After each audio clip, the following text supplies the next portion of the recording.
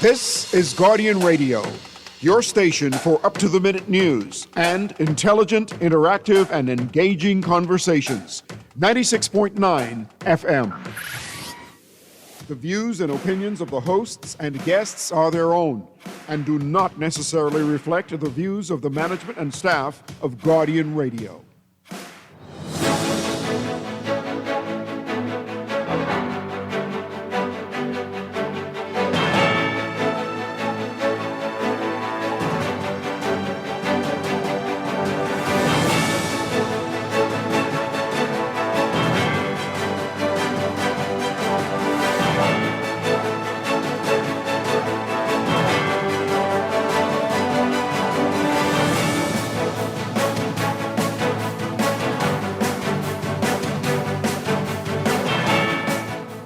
Good morning. 5 women die in separate vehicle crashes. A man who got a girl pregnant gets a 10-year sentence. And a bill would give MPs more money. The government drafts an amendment to increase MPs and senators' allowances. It's all straight ahead this morning. I'm Dwight Strachan, and this is Morning Blend. Wake up, it's a new day. It's a new day. It's the start of a new way. Don't you know that it's the start of the end of the old way. Good morning again, Bahamas. It is Monday, June 29th, 2026. This is Morning Blend on Guardian Radio 96.9. Again, I'm Dwight Strachan. In a moment, DeAndre Cartwright will be joining us. Also this morning, we'll get a preview of the upcoming Peace on the Streets Basketball Classic. We'll tell you all that you need to know for this year's event and a whole lot more. That's all ahead on this Monday. But first, it's time for The Overnight. The latest breaking news from while we're sleeping and the top national and international headlines this morning.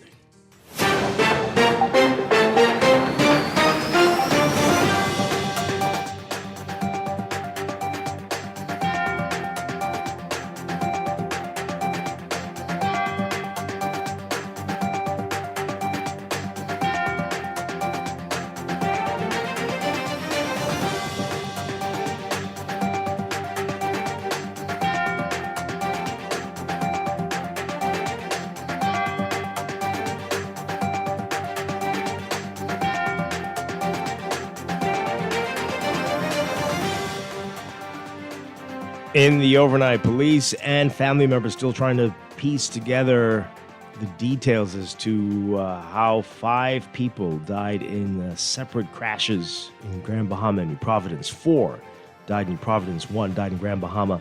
Early Sunday morning, Daniel Stubbs got the call no father wanted. He learned that his daughter, 17-year-old Diamond Stubbs, his stepdaughter, 18-year-old Patrica Brown, and his goddaughter, 18-year-old Stania Webb, all died in a car crash on Shirley Street in New Providence. The trio were in a Mazda with 5 other people when the driver lost control and crashed into a tree. 3 of the women died at the scene, and another woman died at the hospital. The remaining 4 passengers are in the hospital. It was the conclusion of a bloody night in the country where hours earlier, another young woman, Nika Julian, died in a car crash in Grand Bahama.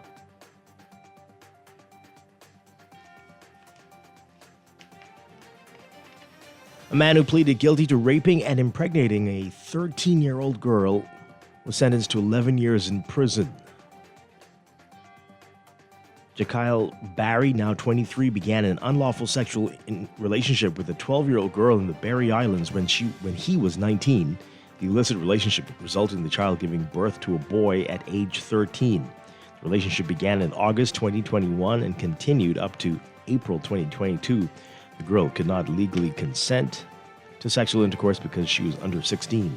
The teen mother, who is now 17, told a probation officer that she wanted Barry to play an active role in their son's upbringing.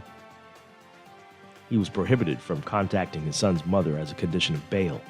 Before his trial began before Justice Renee McKay in October 2025, Barry pleaded guilty to 11 counts of unlawful sexual intercourse without a plea deal. At a sentencing hearing, the prosecutor asked for a sentence in the range of 12 to 15 years, given the prevalence of sexual offenses in the country. His defense lawyer suggested probation and compensation, or a sentence between 2 and 5 years in prison. In passing sentence, McKay noted that Barry's victim's grandmother said he was like a son to her, and that he visited her home often and sometimes slept there. While at the home, he had sexual relations with a minor on multiple occasions.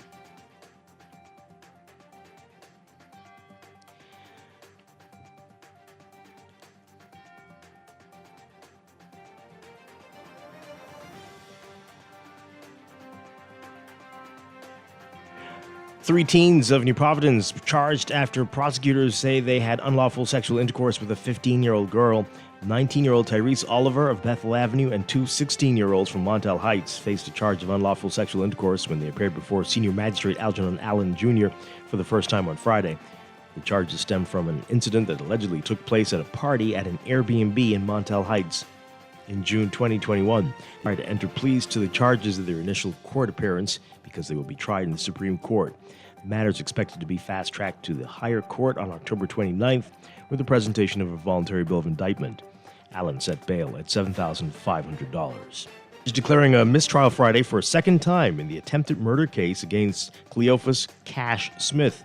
Prosecutors allege that Smith, otherwise known as Cash, shot Leonard Simonet in an attempt to murder him on October 23, 2022.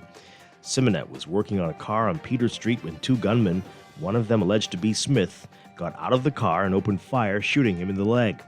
Simonet was murdered in April 2025 before the trial began. However, his witness statement to the police identifying Smith as one of the assailants was admitted into evidence. Presiding Justice Renee McKay discharged the jury after a legal issue arose, forcing a mistrial. The first trial took place in August 2025 due to the first mistrial took place in August 2025 due to the unavailability of a witness.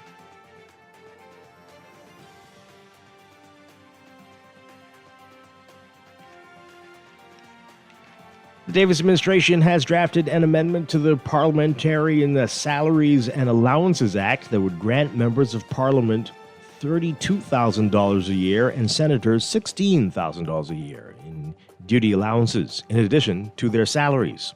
The draft legislation, seen by the National Guardian, outlines the proposed allowances, which would be paid in equal monthly installments. Currently, MPs and senators do not receive a duty allowance. The amendment would increase the amount paid from the consolidated fund to MPs and senators each year. Effectively, MPs would receive a total of $60,000 a year in salary and duty allowance, and senators would receive $28,500 a year. If that MP or senator is in the cabinet, that person would also receive their salary and allowances as a cabinet minister, driving their take-home pay and allowances well over $120,000.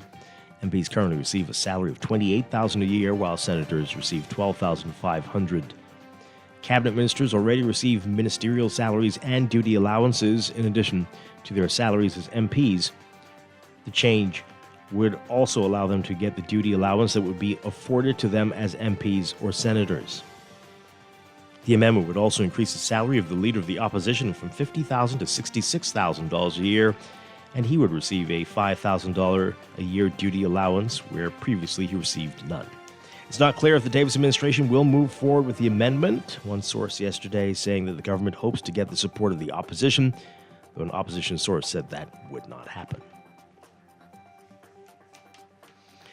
Overseas, Iran again launching drone and missile attacks targeting Bahrain and Kuwait, following new U.S. airstrikes against the Islamic Republic. Iran threatening a complete halt in negotiations to end the war if Washington continues its attacks.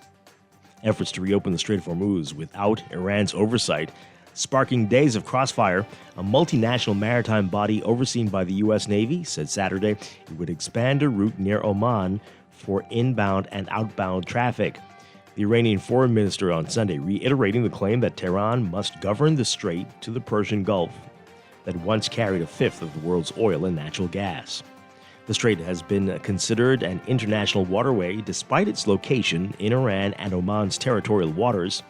In recent days, Iran has twice attacked vessels going through a route near the Omani side.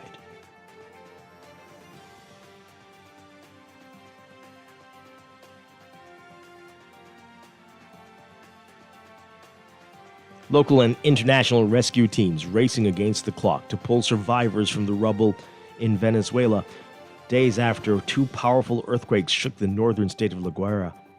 The government reporting 1,450 dead now from the quake Sunday afternoon, as it faced growing criticism from Venezuelans that its response was inadequate and overshadowed by civilian efforts to rescue people buried under collapsed buildings. Thousands more have been reported missing. Even as the likelihood of finding people alive diminished with each passing hour, rescuers continue to free some survivors and mountains of debris, offering anguished families a sliver of hope. The first 48 to 72 hours after natural disaster are crucial to rescue efforts, though survival can be extended if people have access to food and water. Venezuela's acting president, Delcy Rodriguez, saying Sunday night that even as the threshold passed, the search for survivors will continue. More than 2,600 rescue workers arrived with trained search dogs and machinery.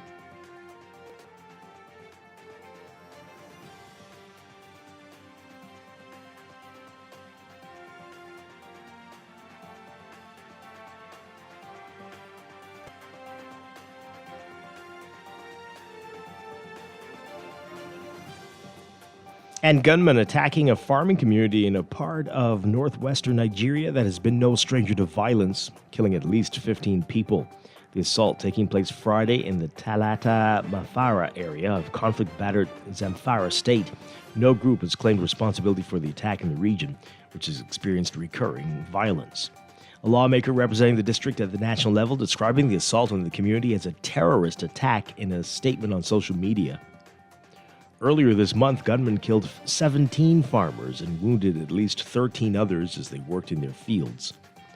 An insurgency in northern Nigeria has killed thousands of people and displaced millions over the years, according to the United Nations. Armed gangs who kidnap for ransom, tax farming communities, and engage in illegal mining and are active in the north central and northwest parts of the country. And France seeing around 1,000 additional deaths last week at the height of its record-smashing heat wave. That's according to the country's public health agency, as the head of the World Health Organization is warning that Europe is now the fastest warming continent and needs to do more to protect its citizens. Temperature records were toppled in several countries over the weekend. Wildfires were sparked in Germany, and Berlin police used water cannons to cool down the crowds. Meanwhile, the heat wave slowly moved towards eastern parts of the continent, Germany marking a new record for the third day in a row with 107 degrees Fahrenheit near the border with Poland, baking under its new all-time high of 104.9 degrees Fahrenheit or 40.5 Celsius. The Czech Republic also experiencing its hottest day ever, with the temperature near 107.4 Fahrenheit, 41.9 Celsius, up from the previous record set on Saturday. A new study from the World Weather Attribution, a Europe-based collaboration of scientists, reported Friday that the record-breaking heat and humidity in Europe this past week would not have been possible without climate change. The rapid study also found that the heat would have been virtually impossible just 5 decades ago and is 200 times more likely today than it would have been 20 years ago. Again, France reporting a surge in deaths last week, including a sharp increase at private homes, especially in the Paris region. There were more than 1,200 deaths on Wednesday when France was sweltering under its hottest temperatures, increasing to more than 1,400 deaths on each of the following 2 days. In April and May, before the heat wave, France's rate of deaths was around 900 to 1,000 per day.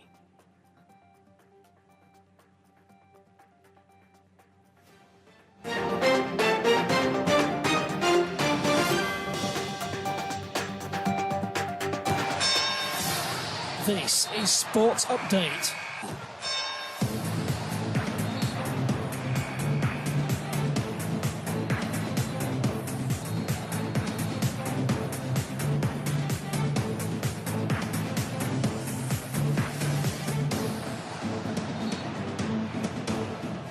In sports, the Baco Aquatic Swim Club has extended its winning streak to 8 consecutive national swimming titles following a commanding victory at the 2026 Bahamas Aquatics Federation National Swimming Championships over the weekend at the Betty Kelly Kenning National Swim Complex. The highly competitive 4-day meet coming to a conclusion with Mako taking the national crown with a total of 2,259 points. National champions racking up 108 gold medals, 85 silver, and 66 bronze, a total of 259 medals. The race for second place was a dogfight between Alpha Aquatics and the Blue Waves Swim Club. It was the latter, Blue Waves, that claimed second position with a total of 857.50 points. The club hauled in 18 gold, 35 silver, and 38 bronze medals for a total of 91 medals. More on how everyone did in today's Guardian Sports section. Famous elite athletes Shawnee Miller-Weibo and Devin Charlton in action over the weekend. In Croatia, Miller-Weibo picking up steam during the 2026 athletics season, placing first in the women's 200 from Olympian, got out to a strong start and crossed the finish line 22.19 seconds.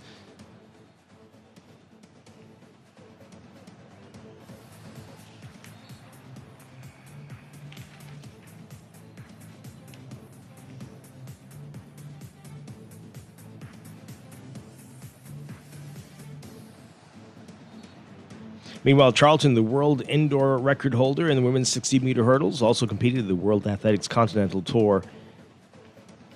Following her second-place performance to national champion Denisha Cartwright at the Bahamas' junior and senior national championships, Charlton just missing out on a podium finish in the women's 100 meters.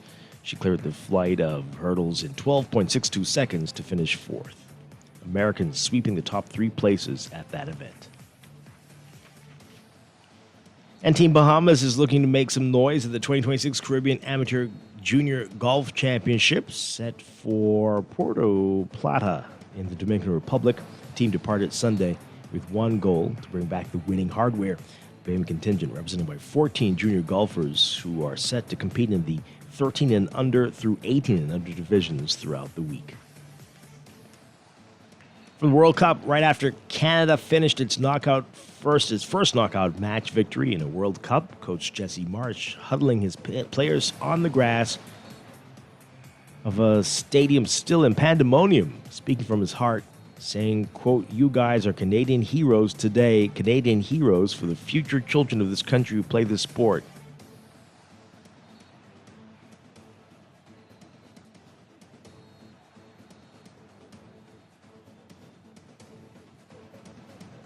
Canada taking down South Africa 1-0 and making the country very, very, very happy. That's sports, and that's the overnight. Time for your first look at weather.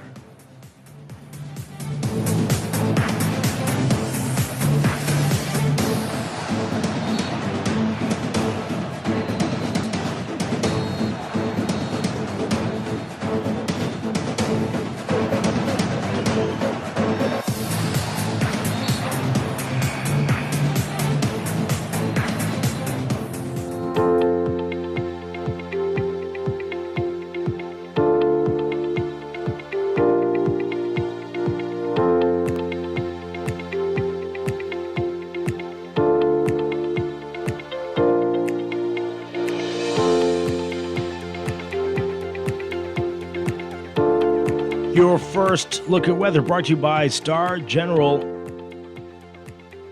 So we've got low-level moisture embedded within prevailing winds that are going to continue to generate occasional showers and afternoon thunderstorms, mainly over the northern and central Bahamas today. Meanwhile, high pressure will remain the dominant weather feature, gradually weakening as a late-season frontal boundary begins to sag southwards towards the Bahamas by tonight. We've got a slight to moderate risk of rip currents along Atlantic exposed coastlines. Beachgoers urged to exercise caution. And the heat and UV index. Got to deal with this again. The UV index is expected to be in the very high to extreme range, and the heat index in the triple digits likely across all areas today. So your forecast for today, the extreme northern islands, Grand Bahama, Abaco, and Bimini, looking at Mostly sunny conditions today, turning mostly fair tonight with a 10 to 20% chance of showers. The rest of the northwest Bahamas, including New Providence and Eleuthera, looking at a mix of sun and clouds today, turning mostly fair tonight with a 20 to 30% chance of showers with possible thunderstorms. Pretty much the same for the central islands as well. The southeast Bahamas looking at mostly sunny conditions today, turning mostly fair tonight with a 10 to 20% chance of showers. Winds east to southeast at 10 knots or less, falling light and variable at times for the extreme islands in the north. East to southeast at 10 to 15 knots, falling light and variable at times for the rest of the northwest Bahamas. East-northeast to east-southeast at 10 to 15 knots for the central Bahamas, and northeast to east at 15 knots for the southeast Bahamas. High temperatures across the country looking to get up to around 91 Fahrenheit, 33 Celsius, but the heat index will make it feel like it's 103 Fahrenheit, 3940 Celsius. Overnight lows tonight getting down to warm 81 Fahrenheit, 27 Celsius. That's your first look at weather this morning. We'll have your extended outlook and a look at the tropics coming up in just a bit. Your weather check brought to you by Star General Insurance Made Simple.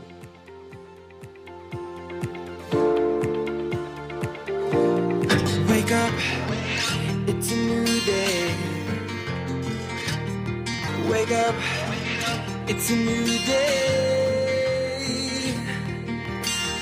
It's the start of a new way. You are listening to Morning Blend. When we come back, we're discussing the day's top stories right here on your home for fresh news and smart talk all day. Guardian Radio 96.9. It's a new day. Wake up, it's a new day.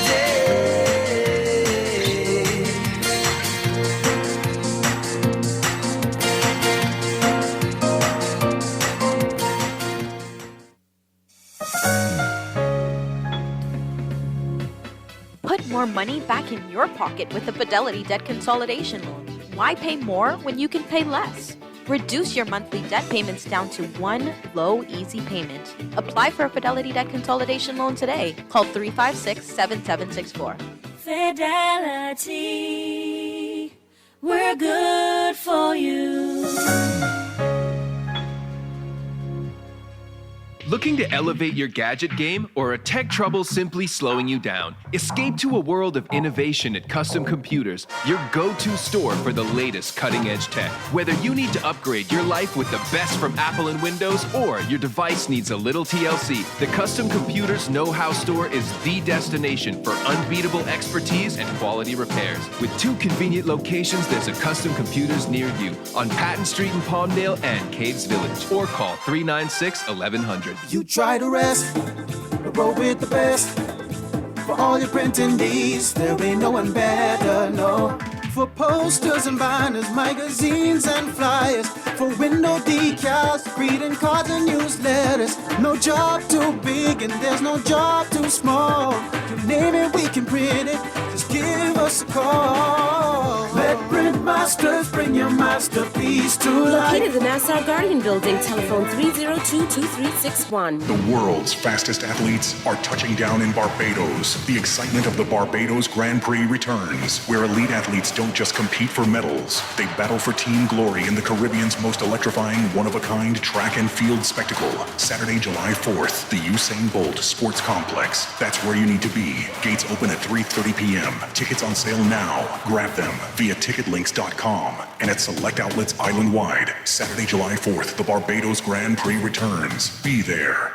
At CFAL, we understand that a secure future is the greatest gift you can give your employees. That's why our tailor-made group pension solutions are designed to fit the needs of both large and small companies. With CFAL, you can provide the retirement you and your employees deserve, ensuring peace of mind and financial stability for years to come. Join the many businesses that have already entrusted CFAL to create the right pension plan for their employees, and let us help you build a brighter future for your team. Visit us at cfal.com to get started on building wealth so you can live well. CFAL, growing wealth for future generations.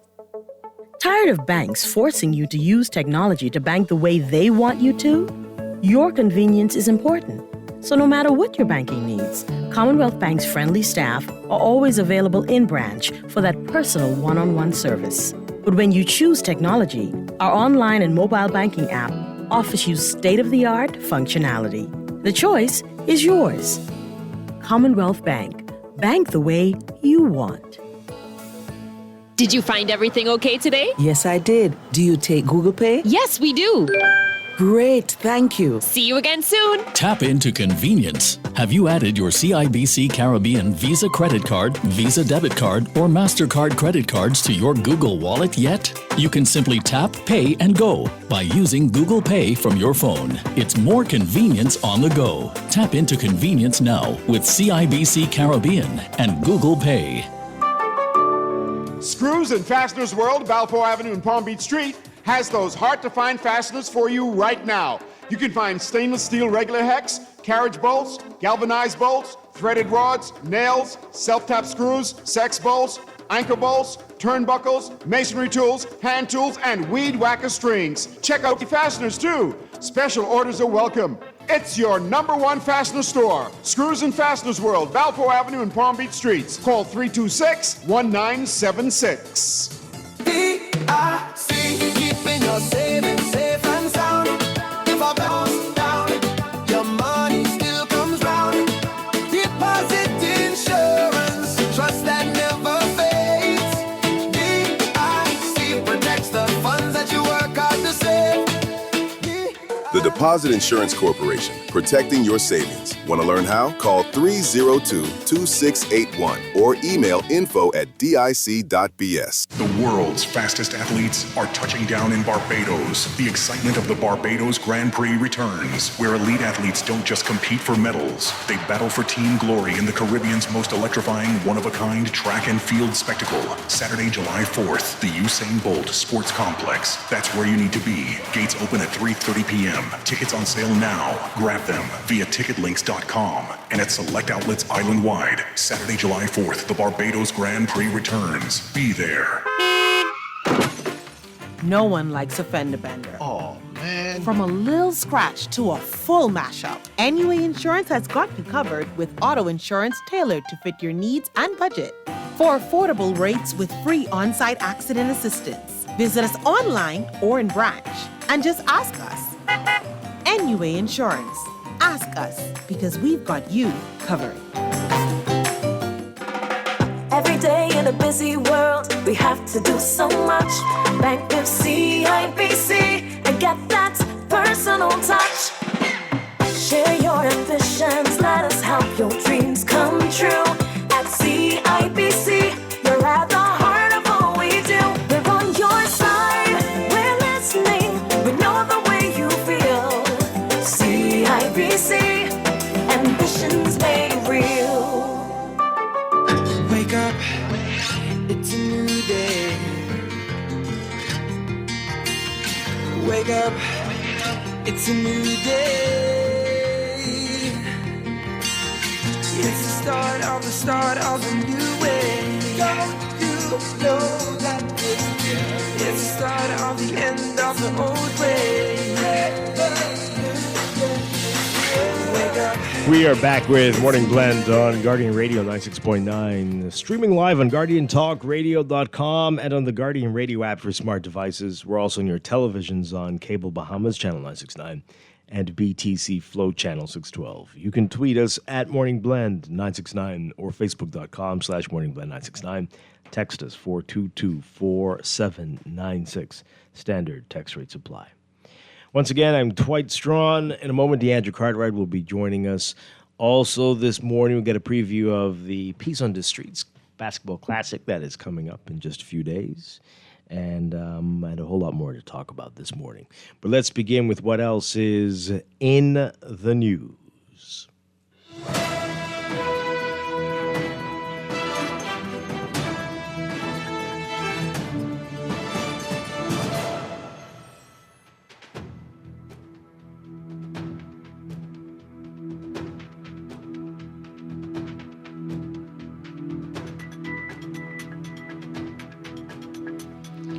And in the news, This news spread very quickly yesterday morning. This horrible tragedy here in New Providence and also a tragedy in Grand Bahama.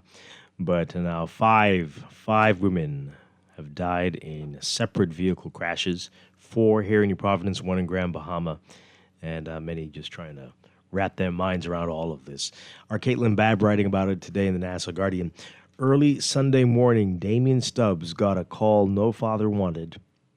He learned that his daughter, 17-year-old Diamond Stubbs, his stepdaughter, 18-year-old Patricia Brown, and his goddaughter, 18-year-old Stania Webb, all died in a car crash on Shirley Street in New Providence. The trio were in a Mazda with 5 other people when the driver lost control and crashed into a tree. 3 of the women died at the scene, and another woman died at the hospital. The remaining 4 passengers are in the hospital. It was the conclusion of a devastating night in the Bahamas, where hours earlier, another young woman, Nika Julian, died in a car crash in Grand Bahama. So, Damian Stubbs from Cat Island told the Nassau Guardian that Patricia and Diamond had recently graduated from high school. And last week, the girls had come to Nassau along with Stania to celebrate. Graduated from Old Bight High School on Cat Island. Stubbs says that he received the heartbreaking news shortly after 3 a.m., after his son received a phone call from a friend. And since then, he's been using all of his strength to hold himself and Diamond's mother together. He said, quote, all of them came to Cat Island for Diamond's graduation last week. Then they came to Nassau last Thursday on the boat. I'm just trying to put the puzzle together and trying to understand how could this happen when Diamond's supposed to be going off to college next month. Stubbs flew into Nassau yesterday with Diamond's mother, whom he said still had not yet managed to process the news. He described the entire ordeal as one of the most difficult moments of his life. Stubbs said that the doctor to give the mom some shots to calm her down, saying, quote, she keeps breaking down. I've brought her into Nassau as well, but she still ain't catch herself yet. Stubbs says the loss has dealt a heavy blow to the Cat Island community, as he described his daughter, Diamond, as an intelligent, talented, and motivated young woman, sharing that she was set to study at Langston University in Oklahoma on a scholarship. He said that Patricia, originally from Abaco, was a Hurricane Dorian survivor who moved to Cat Island. Through their friendship, Diamond motivated Patricia to shoot for the sky in everything she did. A statement from the Youth and Sports Minister, Mario Bolag, also revealing that Patricia was set to attend college on a volleyball scholarship.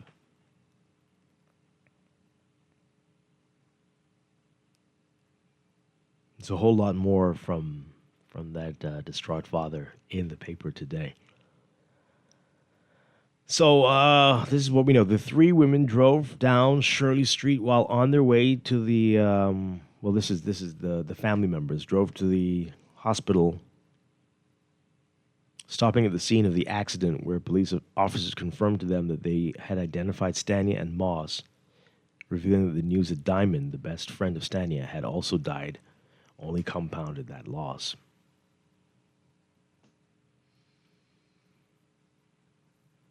So the tragedy triggered an outpouring of condolences from government officials and members of the public, who expressed concern for road safety and offered words of comfort for the families of the deceased. In a statement, Prime Minister Philip Davis said that the incident left him and his wife, Anne Marie, devastated, saying, quote, Anne and I are heartbroken by the tragic loss of 4 young women in the early hours of this morning due to a fatal car accident. We extend our deepest condolences to their families, loved ones, friends, classmates, and every person whose life has been forever changed by this devastating tragedy. We're also praying for the recovery of those who remain hospitalized and ask that God grant them healing and strength in the difficult days ahead. As a nation, we mourn together in times such as these. We are reminded of how precious and fragile life is I ask all Bahamians to keep these grieving families in your prayers and surround them with the love, compassion, and support they will need in the days and weeks ahead. Minister of Youth and Sports, Mario Bolek, said the loss hit close to home as he just had the opportunity to speak with Beatrika Brown's at her graduation ceremony, saying, quote, she was a bright young woman with an incredible future ahead of her, preparing to begin college on a full scholarship to play volleyball.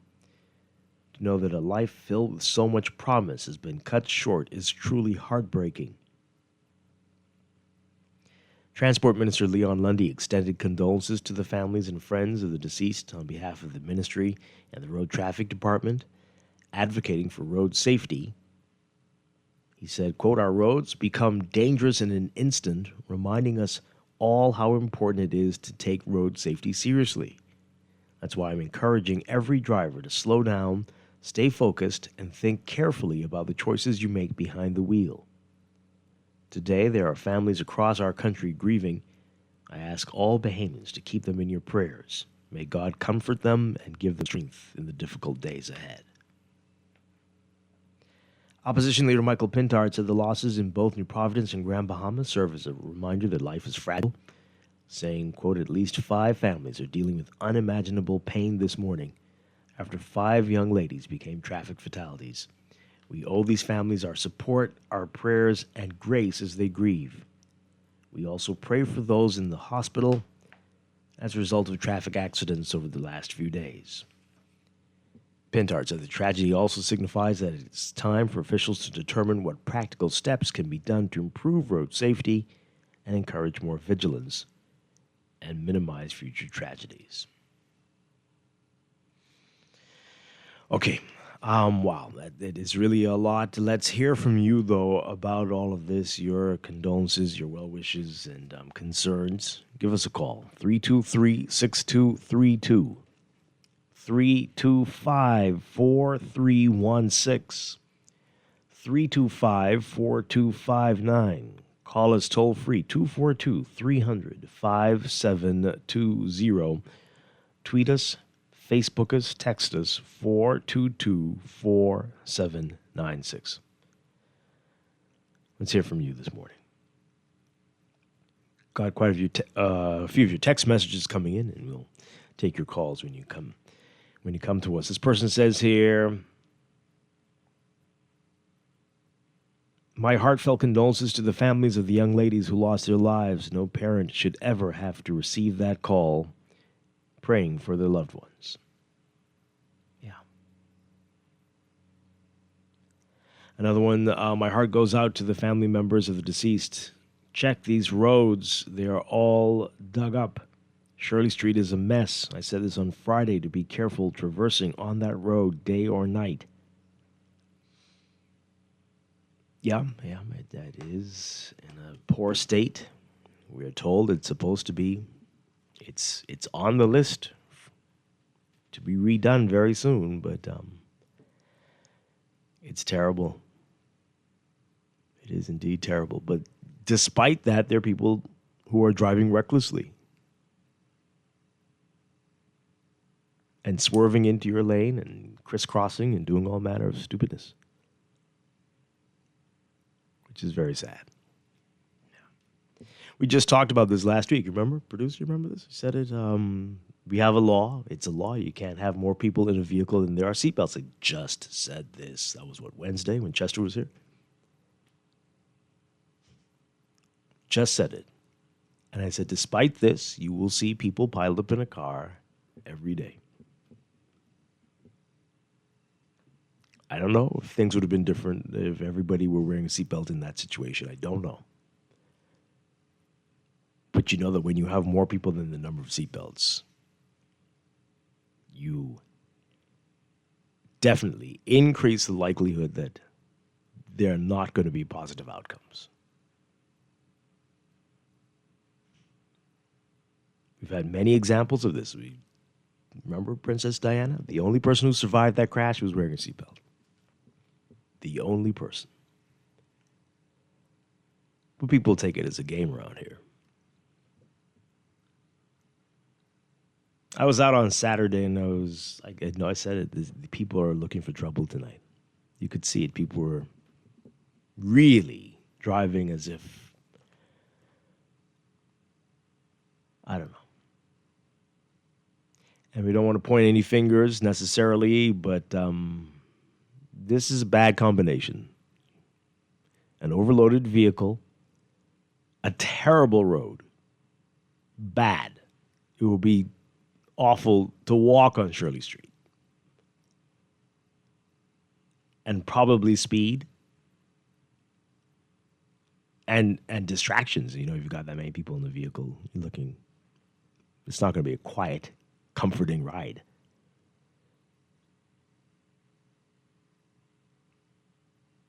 A deadly combo.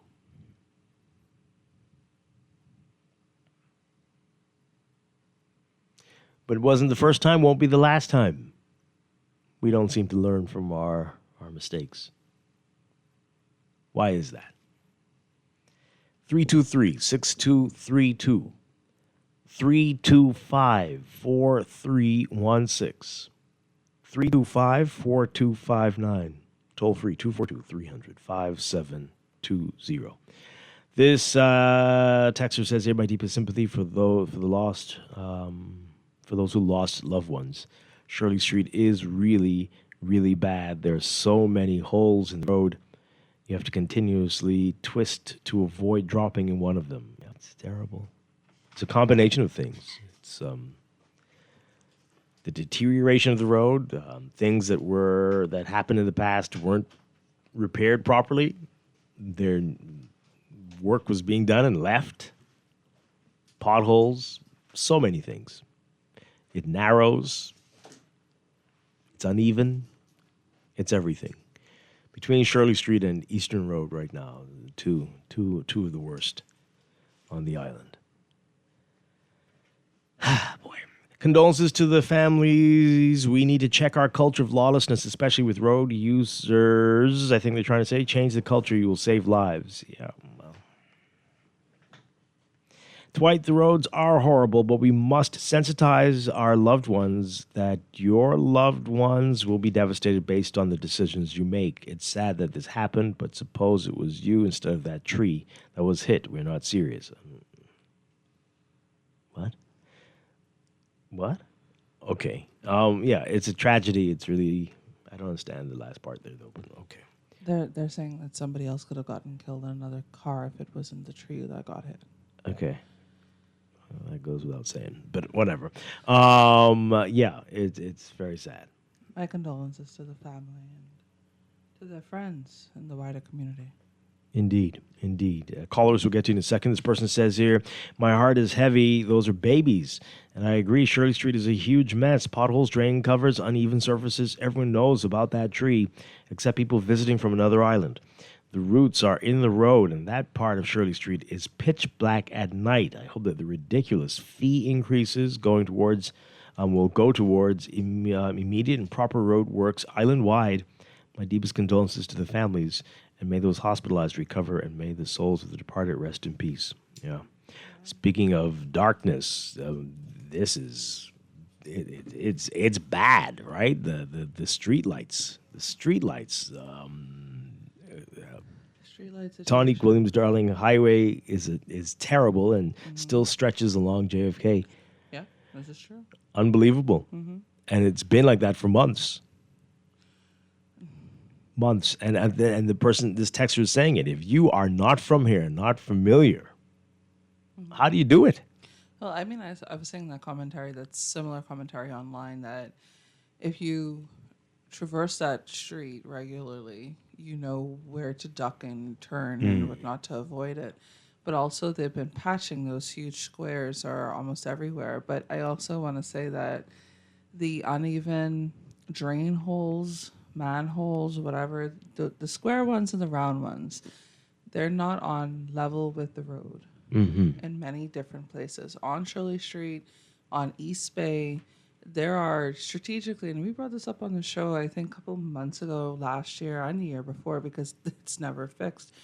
There are 3 major holes on East Bay Street in between, I think, right after the bridges and right before the Kemp Road intersection.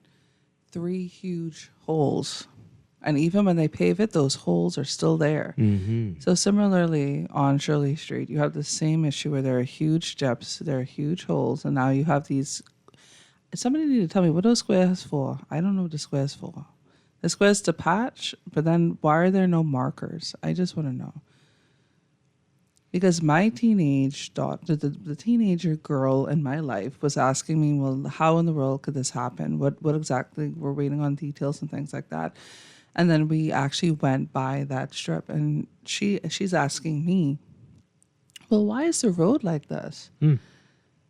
Why is the road patchy? And again, she's not from New Providence, right? So she's saying, well, if you ain't from here, you ain't gonna know how this road is set up and where to duck. But why is it that we have to know? It really doesn't make sense. I'm just trying to, I mean, again, and Dwight, we've been advocating for proper roads and things like that, markings on roads, lights working. I don't know. What else will it take? Yeah. I don't know. Again, just a deadly combination of events likely. Again, too many people in that vehicle. It looks like it was a tiny hatchback, right? That could barely seat 5 passengers. It probably has 5 seatbelts. But to have 8 in that vehicle is ridiculous. Makes no sense. But yeah, we're not serious. And the next day, yesterday, people without headlights at night, weaving and bobbing, always a Honda Accord. Why are you hating against It's Hondas? not hating. I'm just, something is very wrong, and these folks are not taking anything seriously, and they continue to be stupid, and we allow it, and they're a danger to all of us, but they're not the only ones. But it continues. It's like a joke. Everything is a joke to people until everyone's dead. Let's hear what these callers have to say. Good morning. You're live on the air. Yeah, good morning, Dwight. How are you? I'm well. Good morning. Yeah, my condolences to the family. Dwight, I was dropping off my one of the kids. They was having this. You're kind of low and muffled. I don't know if there's something you can do. I don't. That's better. Know. That's better. Maybe it's my phone. You want me to speak a little That's louder? better. That's better. Mm-hmm. Okay, yeah. Saturday night, me and the wife dropped off one of our kids to a teenage party on Montague, the opposite Waterloo. And as we were waiting for one of the other kids to arrive, I told the wife, boy, I hope nobody get hurt tonight, because I saw a lot of young people driving fast in their vehicles at the Montague area. Plus, they had a lot of alcohol. So I said, boy, I hope no one get hurt tonight. So I don't know, boy. You got to be careful with speeding and alcohol. And when I heard that story, I said, wow. Because I was observing a lot of young people at night with alcohol. They're going to this, I think, call it a night beach party or something. I think they just have it off and on there. It's a lot of young people. Yeah, you got to be careful. Thank you very much. We don't know if alcohol was a factor in this. We don't know. We assume speed was a factor in this one. But in any event, again, just too many variables that would likely increase the likelihood that there would be an accident. You know, you can't have that many people in a car. You can't be driving on a crazy street like Shirley Street at anything above 15 miles per hour, the way it is currently. But not just that. It's also, Dwight, that other persons are also driving poorly. Again, the girl child.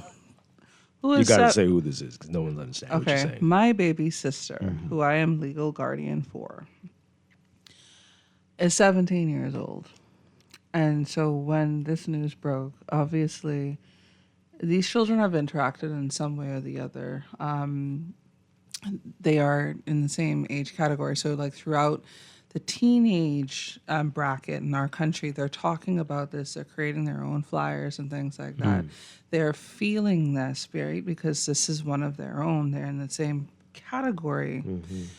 And again, she's sensitive to this. She's updating me on everything, what she's hearing and whatnot like that. She's seen the photos. She's seen the videos and everything. And I'm like, dear Lord. And then as we are driving, she is literally she starts counting the amount of instances where it could have been an accident. Mm-hmm. And we are driving the speed limit and everything like that. Like, because I always tell her we're driving for not ourselves, but other people on the road. Yeah. Right? And she starts counting in the span of 5 minutes, like literally in the span of 5 minutes, there were almost 3 instances where somebody could have hit us, somebody would have done something out of the way, and something that would have cost our mother potentially to get a phone call. Yeah. And she's like, it's that the child is literally astounded at how easy it is for an accident to occur from someone else. Yeah. And you see it every day, big grown adults ignoring the signs. We've got so many U-turn signs, no U-turn signs, no right turn, no left turn signs, and yet every day there's an idiot. Every hour of the day, somebody on these streets doing this. Like, I don't care about that sign. I don't care. There's a reason it's there. I saw one this morning. This person trying to do a turn. There's a sign right there that tells you no turn. And everybody's blowing their horn at this clown because, like, why are you trying to do this here? But they keep going. They keep going. Listen, Dwight, this morning on the way here, a taxi, I wish I had gotten the plate number, was in the front of me and literally nothing, slams brake to turn around. And if I hadn't had enough space in between us, that would have been me rear-ending somebody who was in the wrong. Yeah. And I'm like, this is ridiculous. Last week, it was a huge dump truck that was speeding beyond the limit. They're always doing that. Why are they always... just bobbing and weaving through. There was another taxi, again, I think I had one of the children inside the car, and I'm always very sensitive when I have, because they're the babies, but also that's another human life, and we just try to be careful where we can. There was this taxi literally... and I'm not going after taxi drivers this morning, guys. I'm not. I'm just telling you what my experience has been in the last 48 hours. They might deserve it. Yeah. They right there on East Bay, literally right over from Shirley Street, East Bay, flying. They made a third lane. And again, my baby sister, I call her girl child, so y'all have to forgive me. My baby sister is in the vehicle talking about the accident that took the lives of these young folks, where a taxi is making a third lane. On East Bay. There's and chaos. Then continues to fly through traffic. And I'm like, oh my gosh. Every day. And when he was Minister of National Security, he kept telling us it was coming. Hopefully it'll change now that he's Attorney General. But the use of CCTV to go after these violators, we have to do this. We'll never get control of our streets if people can just do whatever they want and there are no consequences. Is it coming? He said it is. We need it desperately. If the police aren't going to do their job, at least let's use the cameras to find out these, to isolate and identify these violators and put them in their place. I will also, I don't want to be fair to some of the police officers I've seen working when they see some of these things, at least in my experience, they do try to go, like, I think it was just on Saturday, there was somebody flying, and when I just saw one of the police trucks literally went right after them. I was like, okay, all right, okay. Yes. At the same time, it's like, guys, I just, it's become so commonplace for some persons driving to do so very recklessly without the thought of endangering other people. Because then there's no consequences. Again. I don't get it. I really. And the police really can't be don't. everywhere, so it's rare for them to see it. It seems, but we don't. It doesn't have to be like this. Almost every other jurisdiction, they've advanced to the place where we caught you on camera. You made a third lane. You did that illegal U-turn. You drove over the sidewalk. You parked on the median. We have you, and here's your fine. Pay it or else. But we don't want to do this for some reason. Why? Let's figure it out after the news. This is Morning Blend on Guardian Radio 96.9. Stay with us.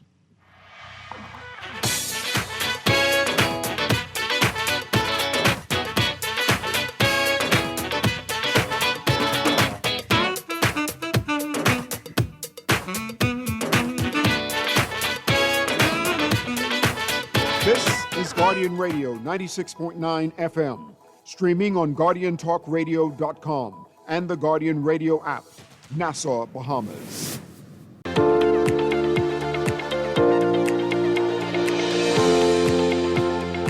Welcome back to Morning Blend on Guardian Radio 96.9. We're streaming live on GuardianTalkRadio.com and on the Guardian Radio app for smart devices. Also on your televisions on Cable Bahamas, Channel 969, and BTC Flow, Channel 612. You can tweet us at Morning Blend 969 or Facebook.com/Morning Blend 969. Text us 422-4796. Standard text rates apply. And now at 8:16, time for another check of your weather for today, brought to you by Sherwin-Williams.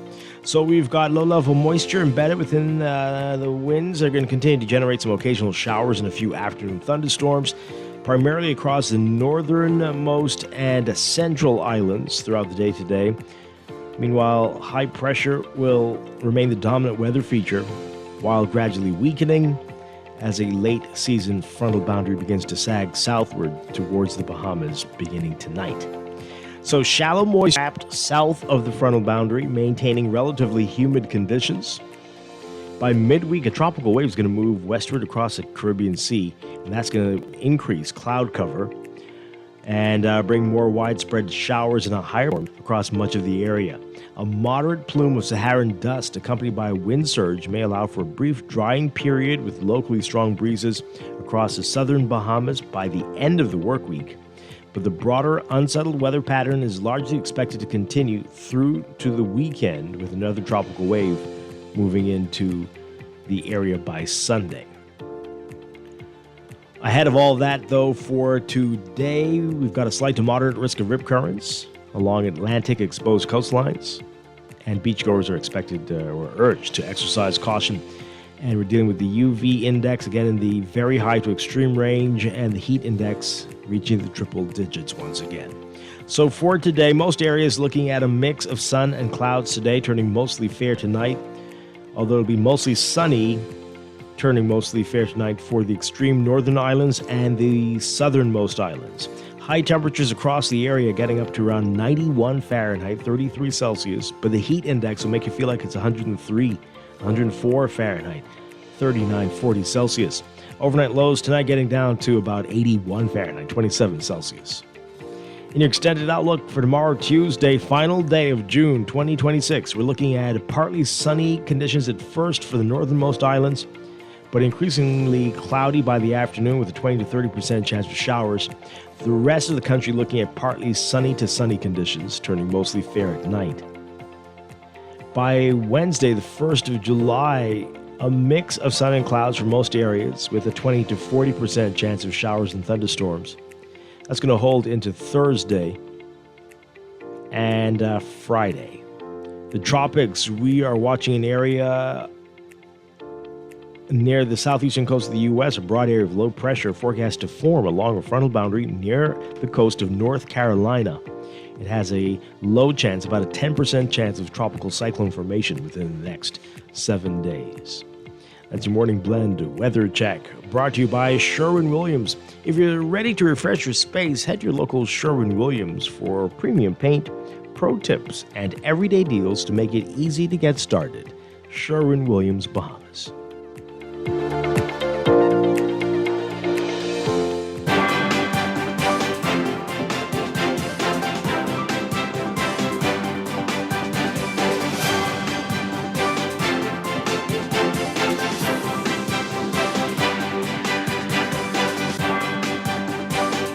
Time for a check of traffic, brought to you by NUA Insurance Agents and Brokers. In your real-time traffic right now, I've got a number of hotspots for you. You've got Milo Butler Highway and Tawny Williams-Darling Highway, both seeing some heavy traffic, heavy northbound on Milo Butler Highway from the Faith Avenue and Fire Trail roundabout, that area, straight up to Tawny Williams-Darling Highway if you're heading northbound. Westbound along Tawny Williams-Darling Highway, also seeing that slow-moving traffic towards that roundabout Milo Butler Highway right now. Also got some slow-moving northbound traffic along Blue Hill Road from Carmichael straight through to the roundabout with Independence Drive. And that's mainly northbound. East Street also seeing that northbound, slow-moving northbound traffic north and south of the Soldier Road intersection. And once you get north of the roundabout with East-West Highway Independence Drive, we've got, again, slow-moving traffic all the way up to Robinson Road. On the other side of Robinson Road, heading westbound from Prince Charles, you're going to see that heavy, slow-moving traffic all the way up to Marathon East-West Highway. Even some eastbound, slow-moving eastbound traffic on Robinson to that roundabout right now as well. And a Soldier Road northbound approaching that intersection with the heavy northbound traffic there. Those are your hot spots. That's your real-time traffic and your morning blend traffic alert. Brought to you by NUA Insurance, agents and brokers. Get a quote however it suits you. Stop by your nearest branch or get an instant motor quote online at nuainsurance.com. Quick questions or big decisions, they've got you covered.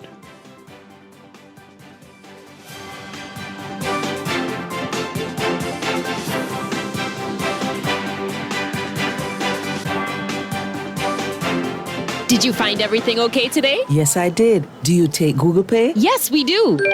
Great. And soon. Tap into convenience. Have you added your CIBC Caribbean Visa credit card, Visa debit card, or MasterCard credit cards to your Google Wallet yet? You can simply tap, pay, and go by using Google Pay from your phone. It's more convenience now with CIBC Caribbean and Google Pay. At Cleveland Clinic, you set your course, not cancer. So when your journey takes an unexpected turn, you seek out the experts who've conquered it before, and you forge new paths to help fight cancers. For every route to a cure, for every care in the world. See how we're innovating cancer care at Cleveland Clinic today. It's time to set sail on your biggest home projects yet. The spectacular summer sale is on from June 22nd to June 30th at Nassau Tile. Splash into savings with 20% off store-wide, plus deeper discounts on select items. Take 30% off select pool mosaics and 40% off ceramic outdoor tiles. Whether you're kicking off a brand new summer build or refreshing your space, visit our showroom on Dodswell Street to lock in these incredible savings. For every space, for every style, think Nassau Tile. Every day in a busy world, we have to do so much. Bank with CIBC and get that personal touch. Share your ambitions, let us help your dreams come true. At CIBC, you're at the heart of all we do. We're on your side, we're listening, we know the way you feel. CIBC, ambitions made real. Nassau, your next career opportunity awaits. Join the Great Stirrup Key Job Fair on Monday, June 29th and Tuesday, June 30th from 10 a.m. to 3 p.m. at the Department of Labor, Carmichael Road. We're hiring certified lifeguards, landscapers, restroom attendants, cooks, assistant cooks, kitchen attendants, beach and yard attendants, environmental managers, assistant safety managers, and more. Bring your resume, passport, NIB card, and police record. Take the next step in your career with Great Stirrup Key. Schools Out Nassau and Burst Nassau, presented by Nassau Hollow at Marathon Mall, has your whole summer covered. Gather your crew and dive into Everworld, solve the mystery, save the universe, journey through the cosmos in Star Walk, or test your nerves in Trick or Treat. Think you're the best? Settle it in Primal Fighter or Astro League. Head to head, no rematches. The ultimate summer hangout is right here at Marathon Mall. You can find us on the web at nassauhollowworld.com. Walk-ins welcome. See you this summer. Did you find everything okay today? Yes, I did. Do you take Google Pay? Yes, we do. Great, thank you. See you again soon. Tap into convenience. Have you added your CIBC Caribbean Visa credit card, Visa debit card, or MasterCard credit cards to your Google Wallet yet? You can simply tap, pay, and go by using Google Pay from your phone. It's more convenience on the go. Tap into convenience now with CIBC Caribbean and Google Pay. Bahamas doesn't mess about when it comes to product range and product knowledge. If it's a new product come in the store, we walk the store and study that product. One thing with our boss, if a new product comes in, he takes the time and he's always keeping us up to date with product knowledge. Mm-hmm. And we just had 9 weeks of different products that we had to study, and we had exams at the end of each product. Yeah. The only way we could sell the product effective, we have to know that product. Yeah, that helps us to relate to our customers It gives us better knowledge to know what product to introduce to them. You understand? So we can know what product to give them to use and what product not to give them to use. So product knowledge is really key in Sherwin-Williams. They got the keys. And the key is the product knowledge that comes with our extensive product range at Sherwin-Williams Paints, Bahamas. Find color in every day. Wendy's has brand new chicken tenders, and they're everything you've been craving. Crispy, juicy, and seasoned just right. These tenders bring the flavor from the very first bite. Dip 'em, dunk 'em, love 'em. With sauces like sweet chili, scorching hot, ranch, honey barbecue, honey mustard, and Wendy's signature sauce. Grab them as a kid's meal. Enjoy them on their own, or make it a combo that hits the spot every time. For tenders you're gonna know by name, it's gotta be Wendy's. No one likes a fender bender. Oh, man. From a little scratch to a full mashup, NUA Insurance has got you covered with auto insurance tailored to fit your needs and budget. For affordable rates with free on-site accident assistance, visit us online branch and just ask us. NUA Insurance. Ask us because we've got you covered. This is Guardian Radio 96.9 FM.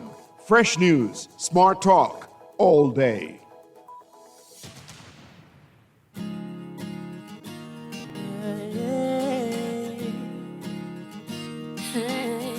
There's so much I love you.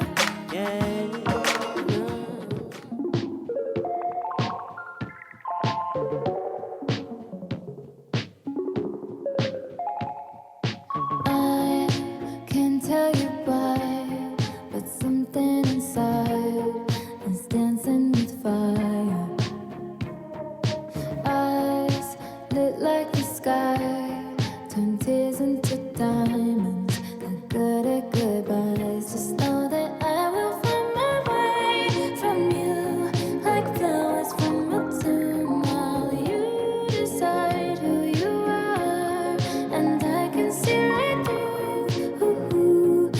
Shadows on the moon, and it's all bad news. Yeah, I hate that I made you love me. Sorry if I made me type. Yeah, We are back with Morning Blend on Guardian Radio 96.9. Dwight Strachan along with DeAndre Cartwright on this Monday morning. Coming up in a little bit, we'll be talking with Carlos Reed about Peace on the Street. It's coming up again. All the details that you need to know for this year's classic. That's all ahead. A whole lot to talk about in the news, but we are getting your reaction to this very, very sad, a couple of sad situations. 5 young women dying in separate vehicle crashes within hours of each other here in New Providence and Grand Bahama. We heard on the news just now, there's been a murder, another one overnight, early this morning. Oh, boy. A 22-year-old man dead, a 20-year-old woman in the hospital as well. So, yeah, it's been a bloody weekend. Bloody weekend. All right, so your reaction to it, give us a call. I know we were caught up, but you can call in 323-6232, 325-4316, 325-4259. Call us toll free 242-300-5720. And again, we're not trying to get into blame so much this morning, but there are concerns, and they've been for years, and this sense of lawlessness and anything you want, anything goes on the streets, especially here in New Providence. People are doing their own thing and actively, openly defying the rules and the laws, making lanes where there can't be, shouldn't be, aren't any, doing U-turns in front of no U-turn signs, making right turns in front of the right turn, no right turn sign, no care. And these people aren't putting up signs just to irritate you. There's a reason why there's no turn here. especially on Marathon, and you're probably doing it, well, not at this hour, I guess, it's the other way around, later in the day. But that turn right there north of the mall, all of you psychopaths who continue to do this, you can tell why there's a no turn sign there, because you can't do a successful turn. You have to do a 3-point turn, and you block up both lanes, and you cause problems for everybody, yet every single 5-minute period, there's somebody doing it. And I never stop for any clown trying to do a turn there.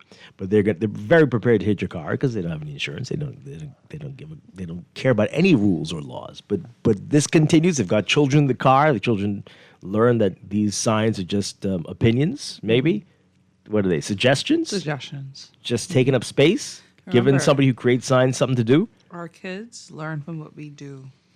They learn from what we do. Not what we say. Sometimes what we say, but from what we do.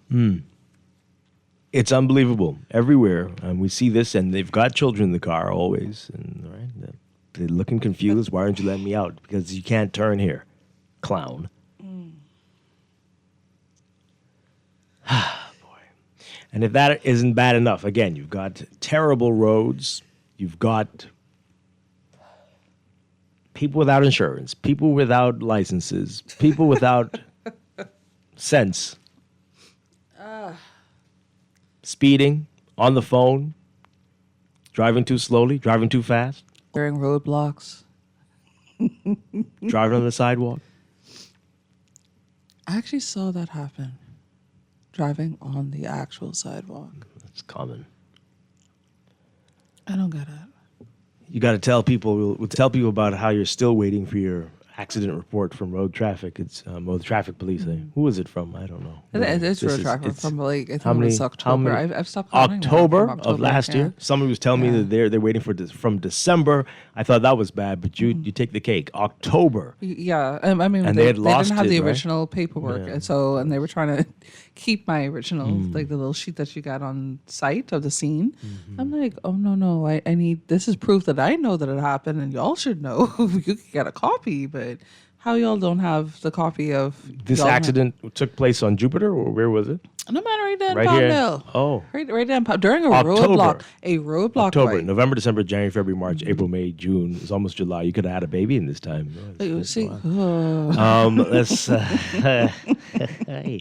Let's take this by a 17-year-old, by the way, who had just gotten their license. Oh dear. And so again, it's like what we're teaching our children. So think about it. If you just started driving, did he have insurance? You got they didn't know. They didn't What'd know you say to me? if the car was insured. Say this again. What? The driver did not know if the car was insured, and if it was Did he insured steal for it? him to be using it. How? No, it was his parents' car. Did you ever hear from the parents? No, I didn't hear from anybody. I gave them my number and whatnot. He didn't know if he was on the insurance? No, but he had just gotten his license, so I fancy it's quite Did the impossible police for come him to the scene? It was a roadblock. They were already there. He hit me during a roadblock. They were right there. When he hit me, I looked into the eye of the police officer. Was he trying to get away from the and roadblock? be like, did you not see what just happened? Was he trying to get away from the roadblock? Or was he on his phone? He was trying to get out of the traffic line. Oh, I'm gonna lose my mind on this show And so right he now. came up from behind. What are you saying? Did you not? Did you tell us this story before? Yeah, I think, and I didn't go into quite details. Right, because I would have already had a blood vessel there was burst. a roadblock because something was going on across on Collins. So what do you mean he didn't know? He obviously didn't know. You sure he had his license? Did you ever see this license? I saw the license. I got a copy. Was it really his? I remember I used to be out of thing, so of course. Do you know his name? Yes, I ain't called Matt, the little boy name on there. No, but something has to be done. Do we have bounty hunters around? Anyway, no. But the thing is that, again, just hitting the car or whatnot is the principle of it because he claims that he wasn't in the wrong. I'm like, but if I'm in the main line of traffic, well, he doesn't know if he's on the insurance. So what does he know about anything? Oh no, he had the most. He started to have attitude with me when I was asking. Of him. course, because he's trying to get out of the roadblock. Because he said that I didn't use my. I said, no, darling, I had my signals on. I went to go left, and then I went to go right. And when I started to turn right, because it was my choice, I'm in line. You are behind me, so you have to wait. No. I go turn. All I know is I feel a hit on my. I'm like, where did you come from? Again, making another lane of traffic. Yeah. in the front of the police. I was like, oh my gosh, this. Like, I was like, Alicia already here. I literally could have just. I saw the police officer. He can hear me. Alicia already here to see what happened. October. Yeah. Wow. That boy's 30 now. Call. Caller, what say you? Good morning. Hey, good morning, Dwight and DeAndre. You know, I was always a fan of DeAndre from she was on the Eye Opener. DeAndre, I enjoyed your show Saturday, and I realized it made me feel kind of a little different while I was working, right? Mm-hmm. And at 61, I'm still trying to master not letting anyone press your button, even if it's nothing. Oh, you caught the mental health I'm episode. getting good at it. Good. I know I pressed Dwight button, but Dwight, DeAndre shouldn't need any witnesses, right? For no, the For police were accident, there. because The you said police it was was there. there. But yes. speaking of what Mr. Strom was talking about with the cameras, which could get rid of a lot of red tape as relates to, you know, the camera could be self-providing and evidential. Hopefully the person doesn't know anybody and slip someone some money, because I've seen it all over. I'm telling you, right? But anyhow, my I feel like condolences something to like the that could family. have been possible. I mean, who knows these days?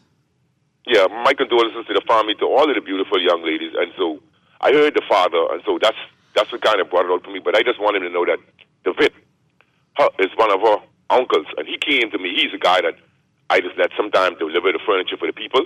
He has a landscaping business, and he was here yesterday, and he was telling me that was his niece. So I kind of like I could see the anger, the sorrow, and the pain, you know, because she's very young. And we had a conversation, and so he's a good friend of mine. I also was a friend of the family from the subs from H Street, when I was a young buck pressing my luck. But I'll say this, right, Dwight? You've heard me, and I can't wait for Aaron to come on, because you've heard me talk about Shirley Street many times on Saturday and Sundays. And so for Sundays and Saturdays, once it's a certain hour, I don't even go west on Shirley Street. It's safe in the day, but for me, you know, because the road is undulating, uneven. So I'll share this as an experienced driver, as a survivor.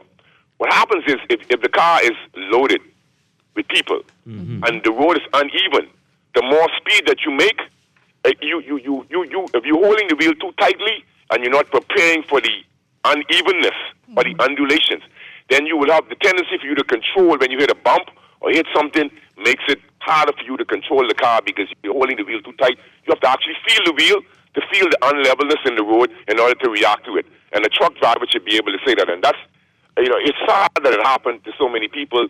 But the question for me is really, you know, I'm not compounding factors. The most factor for me would be speeding. Okay, Dwight, is actually speeding, the lack of lighting, the potholes, etc., and the unscrupulous driving, and the lack of enforcement. So while the authorities can be praying, saying, but delaying proper implementation and enforcement of the law on the roads, we will continue to have this hurly-burly on the streets. We will see young, you know, it's hard that young people could be celebrating such a time, you know, back in the days, even with you, but with me, much older than you, you know, graduation is supposed to be a period of fun. Yeah. We obviously know that people would obviously consume alcohol. I'm not saying that they did or the driver did, but it could be somebody else who did. It caused them to swerve. But what I'm saying is the enforcement. And so, you know, they're gone, and that's the hurtful part about it. And as a father, I can't say how the Stubbs guy feel, but just let him know 52 is a friend of the family. And, you know, I feel it because, you know, the uncle is a very good friend of mine, and I saw the pain in his eyes. And so the question is, what will they do to correct it? Because, like you said, DeAndre said her niece rode around, and as young as she is able to have the foresight to see where potential hazards exist. Yeah. I've seen it over and over. We all in trouble. Thank you so much, sister, by the way. But yes, thank you. Let's take another call. Caller, good morning. You're live on the air. Yes, good morning, DeAndre. Good morning, Dwight, Cial, and Johnson. Dwight, 3 points I want to make. First, let me just say condolences to the family. I can't imagine the pain of a father losing a child, especially those, the stepdaughter as well as his niece, I think. So I understand the stress that he's going through and then also have to be there for his wife. Condolences to all of those. Condolences to the ones from Grand Bahama. Also, the second thing, Dwight, I want to talk to you another day on this concept you have about the cameras and something that 52 brought up concerning protection. Because we're now talking about digitalization, datification, and the digital transformation of the country, as well as the so-called data, because the very data that DeAndre, you spoke of concerning individuals on the street without insurance, without these information, they could work in combination with the cameras to actually, in real time, assess the viability of them being on the street. But Dwight, what I want to talk to you on another day is data privacy, data protection, and data sovereignty as we move towards more refined digitization. But just let me end in saying this. One of the problems we have here in the country is a governance failure.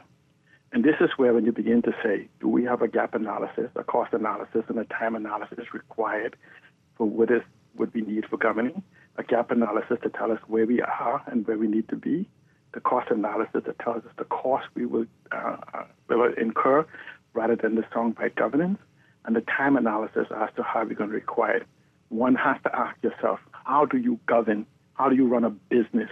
How would the guardian function without those things? Yet we're seeking to govern a country without those three things. And Interesting. So when we begin to see those, we begin to see the failures we have. Thank you so much. Appreciate it. Let's take another call before we get back to your messages. Caller, good morning. You're live. Hi, are you there? No. Okay, let's read these messages.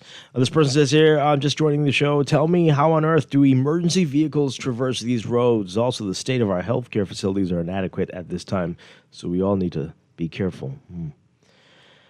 This texter says here, these roads in Nassau are in bad shape. Whoever is repairing them is not doing a good job. Fix these roads. Fix them now. Well, there was a big project late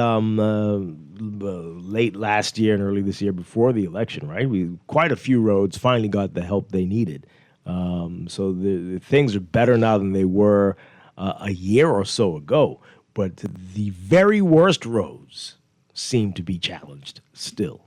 And we hope they will get around to Shirley Street being the worst, the very worst. And I hit something the other day. That was Nassau Street, which they've done work on Nassau. With the utility holes or whatever they are, but they're not even, right? When they put the cement over it, or sometimes it's cement. You're lucky if it is cement. But there'll be a huge dip, and that can feel like falling into 5 potholes. There's also actually, I think that was Blue Hill Street. That was by Government House, actually. That was Blue Hill Road. It was terrible. There's also those little, those circle, I don't know, I think they're pipes, right? That are sometimes exposed, because there's one on Shirley Street and Mackey Street intersection.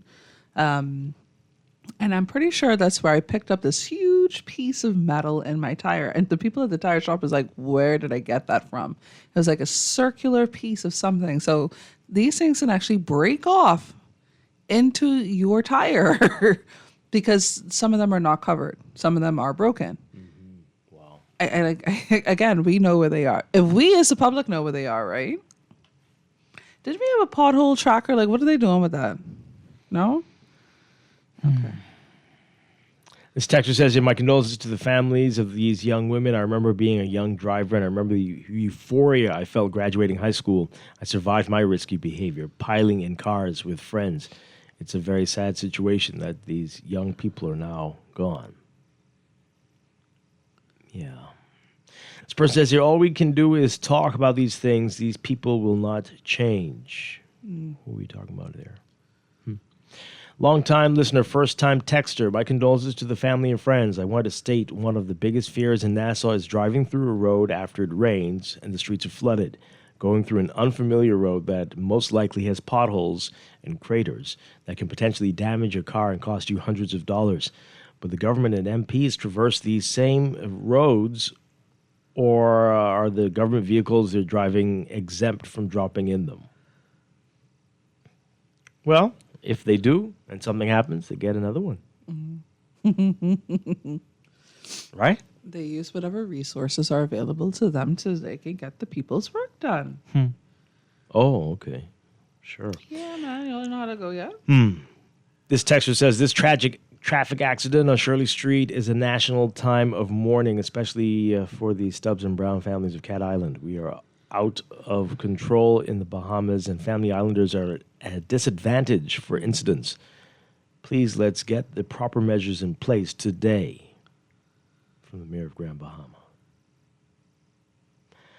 The alcohol and speed is bad enough. Add in all the holes and the dug-up spots, and it's a war zone out there. Everyone is in fear.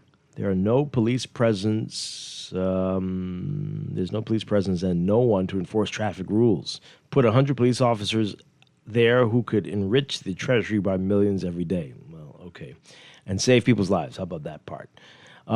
This one says, I'm a big advocate for dash cams, get a dual camera setup. Well, what's that going to do? I mean, that's a great thing. What, to prove, look how stupid this other person was on the street? So no, Dwight, for real. Remember, I was telling you during the break, I was telling Dwight that I can start using dash cam footage so I could show people how crazy the driving is actually. And what are they going to do? Watch it and laugh and do the same thing the next day? I have enough footage. I have one too. I have enough footage for a whole series. Could we supply? Could maybe be. You know what? I could do a half-hour show every day.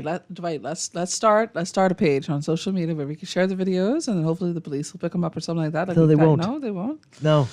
But it would be so great. we'd just be creating content. And then people will say, take down my video. You don't know what I was going through. Oh, boy. Powerful. Or take down my video or else. Anyway, this person says, I work the midnight shift and I frequent the Shirley Street area. I came over to Hawkins Hill, which is also scary. And Shirley Street, my light turned green, but my mind said, go slow, even though a car behind me was blowing. You better be careful, yeah. Out of nowhere, coming from east of Shirley Street, a car ran the red light at top speed. I avoided the accident. That's very scary. Thank goodness you're okay. How can a government that cares for the people lobby for salary increases when civil servants can't get a sensible increase? We're going to talk about that a little bit later in the show. This person says here, the parents, what? Oh, they're talking about this. Those parents must be concerned because you would have to sue them directly because the insurance will not pay for an uncovered driver. Oh, that's what's going on. So I got to pull a little string, eh? You need to call the name. That's what you need to do. Let me see if I can find. Let me find all this information. I hope you took his picture. The photos. Did you take his picture? Photo. I have the good. photo of the license. I have a photo of the scene. Post I that have the somewhere. I have a photo of the report. Post it all. 17-year-old terrorist starting off. Can you imagine? He's such a mannerly young fellow. Okay. Until I reminded him he was in the wrong. He was like, he was not. I was like, you don't overtake. I was told you can overtake if he was giving me the lesson that you can overtake when the lines are not straight or whatnot, like they're not, when they're not connected. I was like, I think there's some other factors at play when you can overtake. Not when there's singular traffic. Where did you learn? I said, did you? Who taught you to drive? Wow. So again, it's only on principle. It's only on principle. It was never any tension. I don't want to get no, but he just starting out his life, right? Cool. I ain't trying to get you in trouble. Everything on principle. I just want to show that you was in the wrong. And I can't even get the traffic report to prove that. Let's squeeze in this call really quickly to get ready to take a break. Caller, good morning. You're live on the air. Good morning, Dwight. Hi, good morning. Calling about the accident on Shirley Street. Yes. Road was an accident waiting to happen. Someone cut the holes in the road on Thursday last and left them there.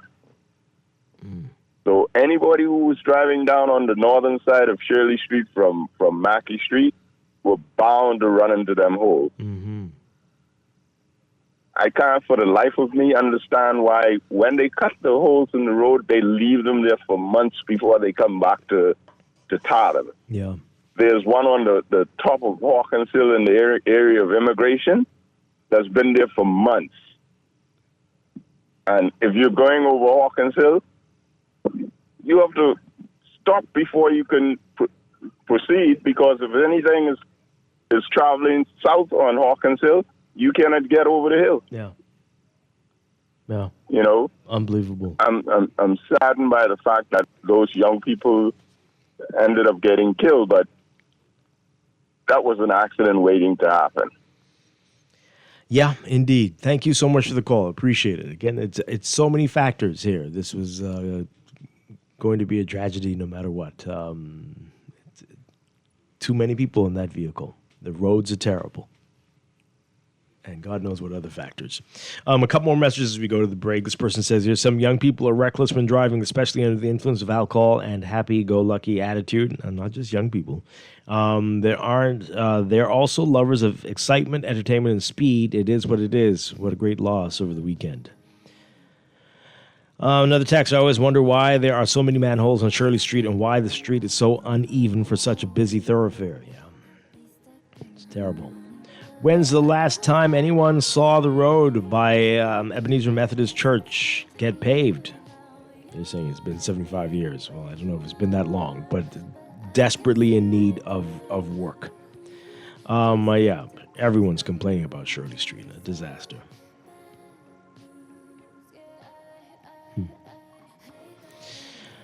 We're going to leave that there. Again, condolences to the families and to everybody. We hope for a speedy recovery for those who are still with us. But everybody needs to change their behavior in this. Whether it's road traffic, the Ministry of Works, drivers on our streets, the number of people you have in your vehicle, only have as many people as there are seatbelts. Don't make any exceptions. You're putting everybody's lives in danger. We'll be back after the break. This is Morning Blend on Guardian Radio 96.9. Think so. I hate that I made you love me. Sorry if I made me time.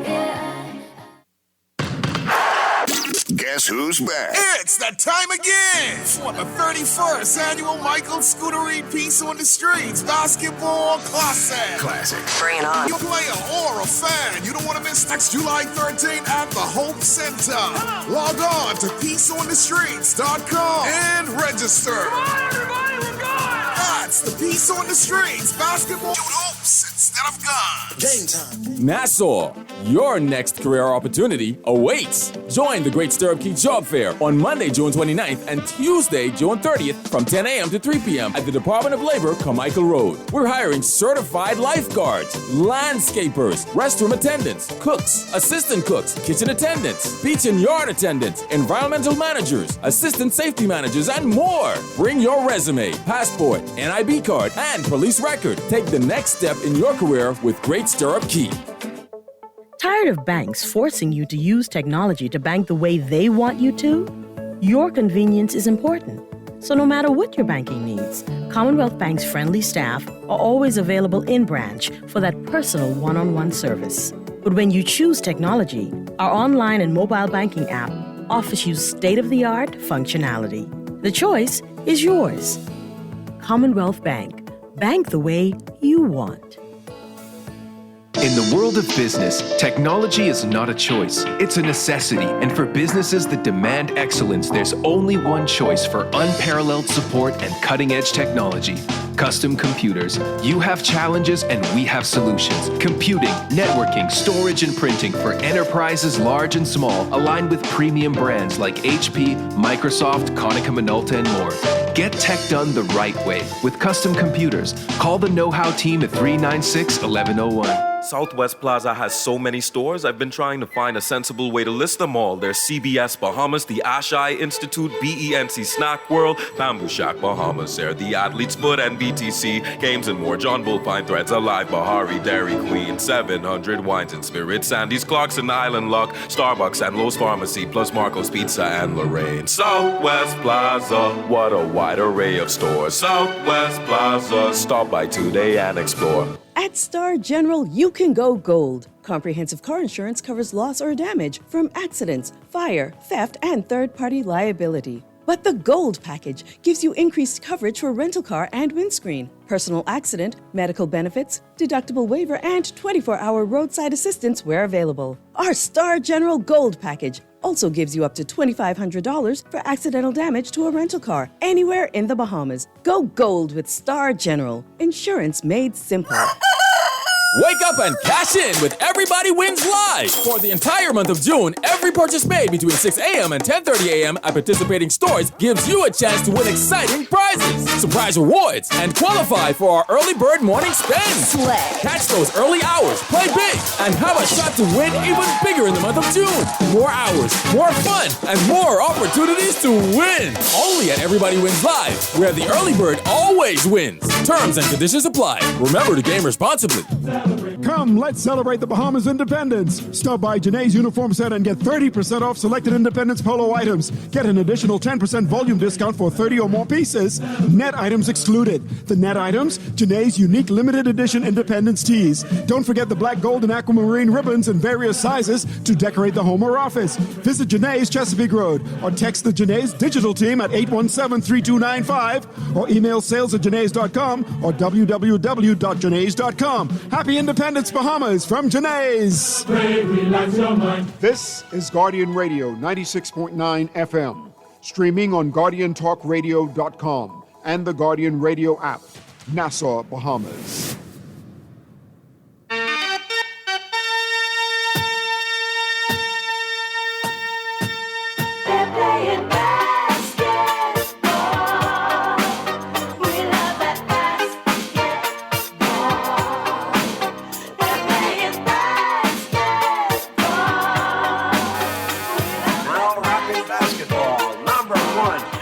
We are back with Morning Blend on Guardian Radio 96.9. Dwight, Strachan, Deandra Cartwright.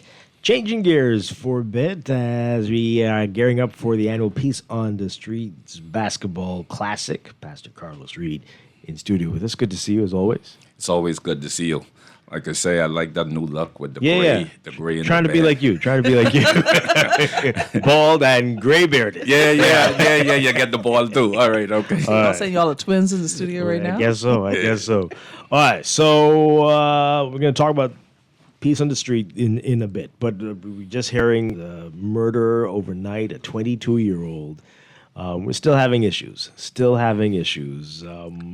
From your perspective, what's going on out there? You know, Dwight, last year we made some end weight. I think it was 80-something in total. And I still believe that one is too much. Yeah. You know, we have some social issues that we need to be able to address.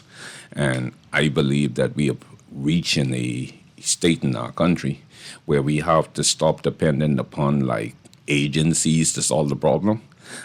Stop depending upon government, just the police, and understand that all of us have a role to play.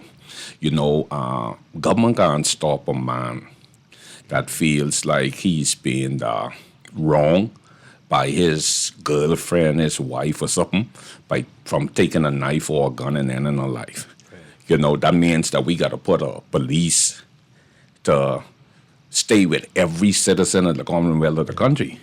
We need to start teaching people how to think, how to make decisions, and how to really discipline themselves. And I believe that the best opportunity that we still have in this country is not the home, sadly to say, because there are a lot of people in the homes that have not been taught how to control themselves. Wow. I believe that the best agency that we still have is our schools. We got to start teaching young people by going back to basics, going back to manners and respect.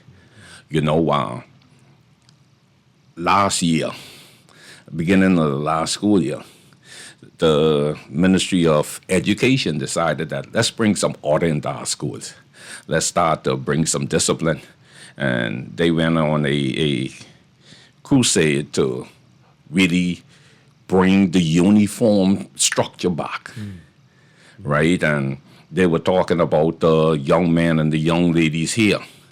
And parents came out and they opposed that, saying that what hair got to do with education? Mm-hmm. I believe it have everything to do with education, because if we can't discipline our young people and get them to follow rules while they in school, what we do is we give them a carte blanche excuse to be able to not follow the laws when they come out of school. Mm-hmm. See, school is supposed to be preparing our young people for the future.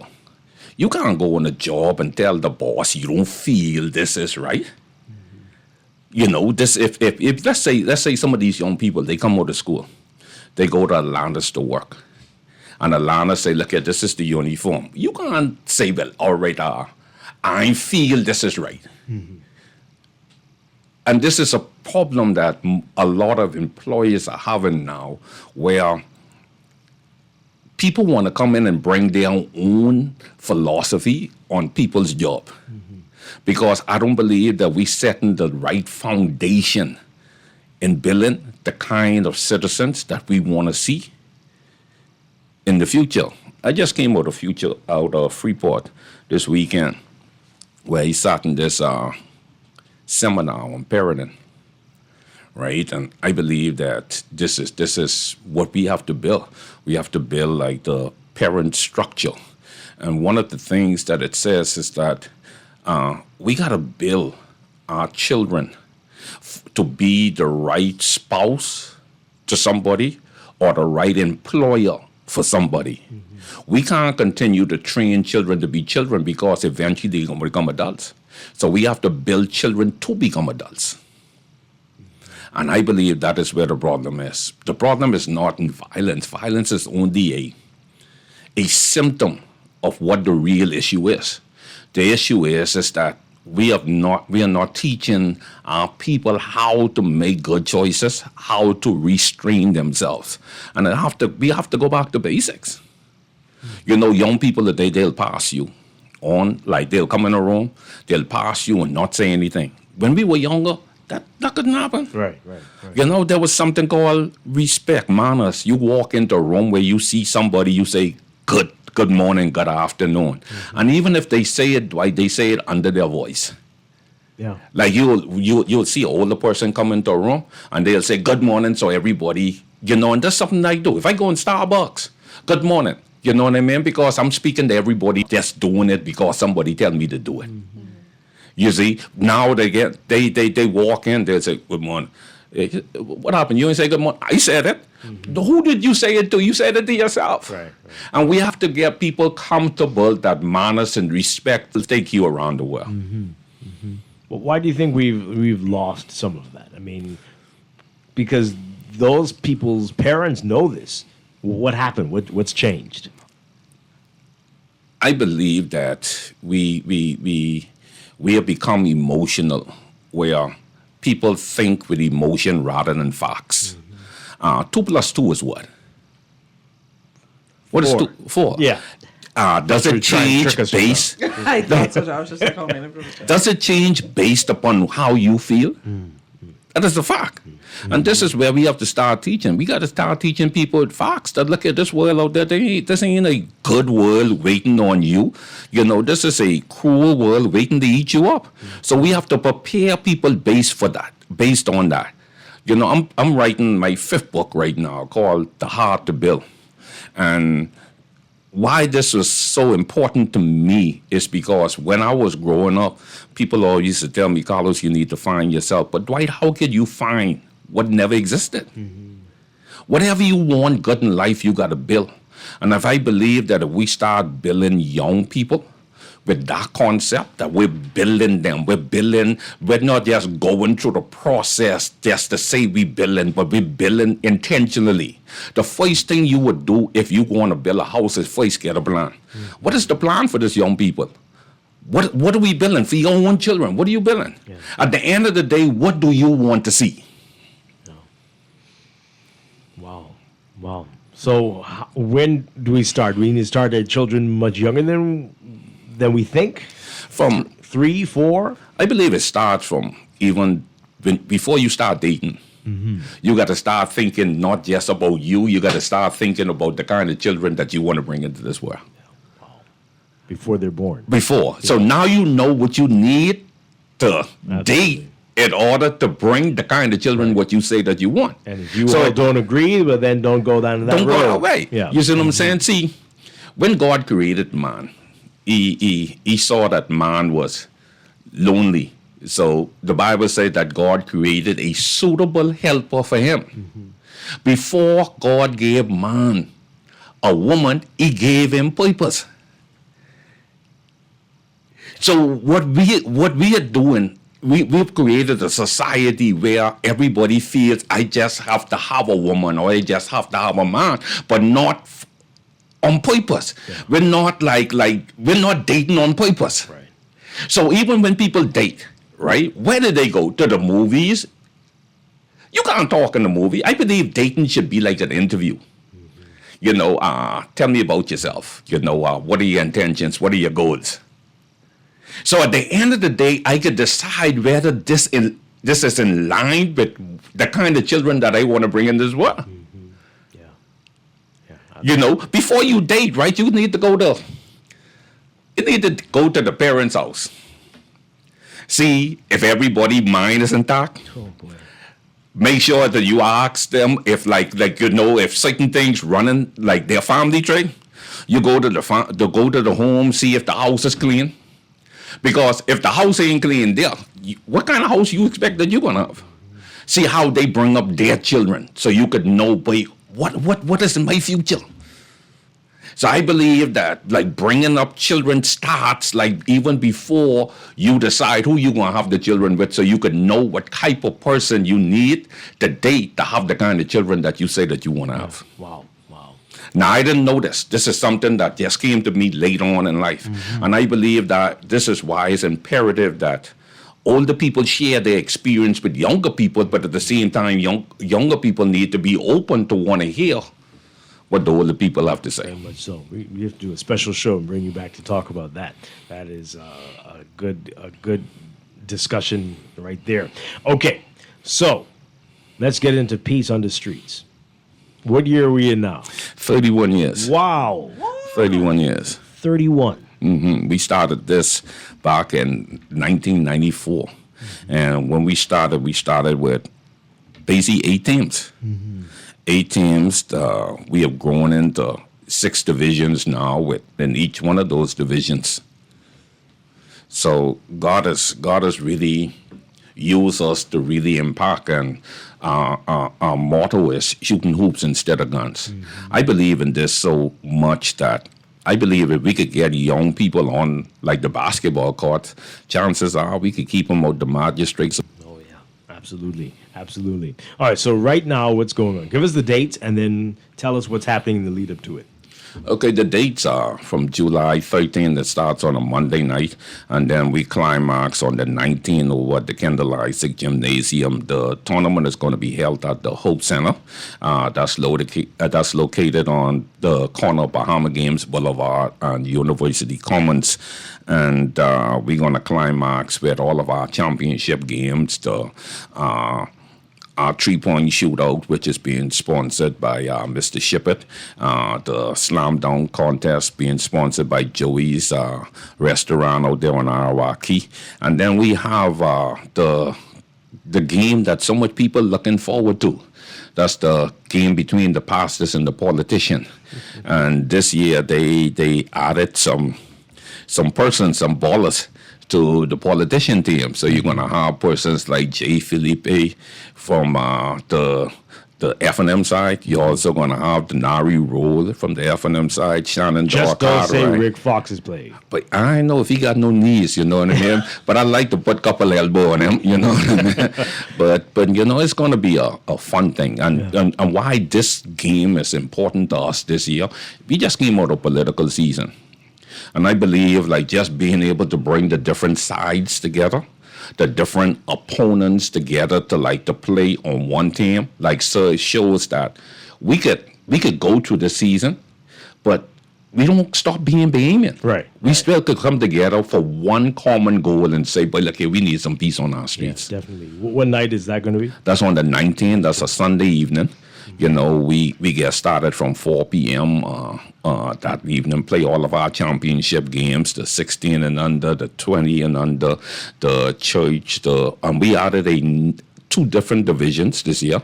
We have a corporate division, so if you have a team on your work, you could enter that, and that's only for persons who work in that area, so people could have those moments. So when you get around the water cooler, you could talk about what you did or what you didn't do. Okay. And then we have a constituency where we want to see where the good ballers come from, the good ball players come from, what constituency, and that has been giving us a lot of hype. And in that one, we're giving out $3,000 to the winner of that division. So who won the last one? This is the first year that we're going to have the constituency, the first time. You know, we believe that bringing the country together is important.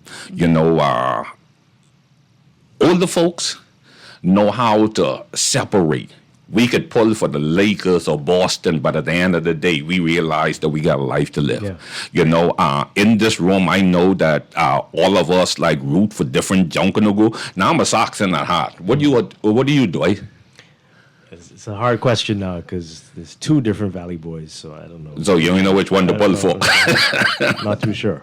Yeah. Who you pull for? I am neutral when it comes to the larger groups. I'm a member of a scrap group, so yeah. Oh, you scrap. Yeah, it's a scrap. But at the end of the day, none of us have issues. We ain't trying to kill one another because Definitely of not. what we believe in. Yeah. And I believe this is where we have to get in the country. It's all right that we don't have to. We don't have to think the same way. We don't even have to like the same things. God created over 7 billion people, and He didn't make no two alike. Yeah. You and I don't have to agree on everything. You and I don't have to like everything, because if you and I are just alike, then that make one of us unnecessary, and I believe it's you. Wow. All right, so we're almost at the end of June. The time to sign up, is it too late to sign up? You can sign up No, you now, can still right? sign up. You can still sign up, and you could go on website. That's Peace on the Street, not street, peaceonthestreet.com.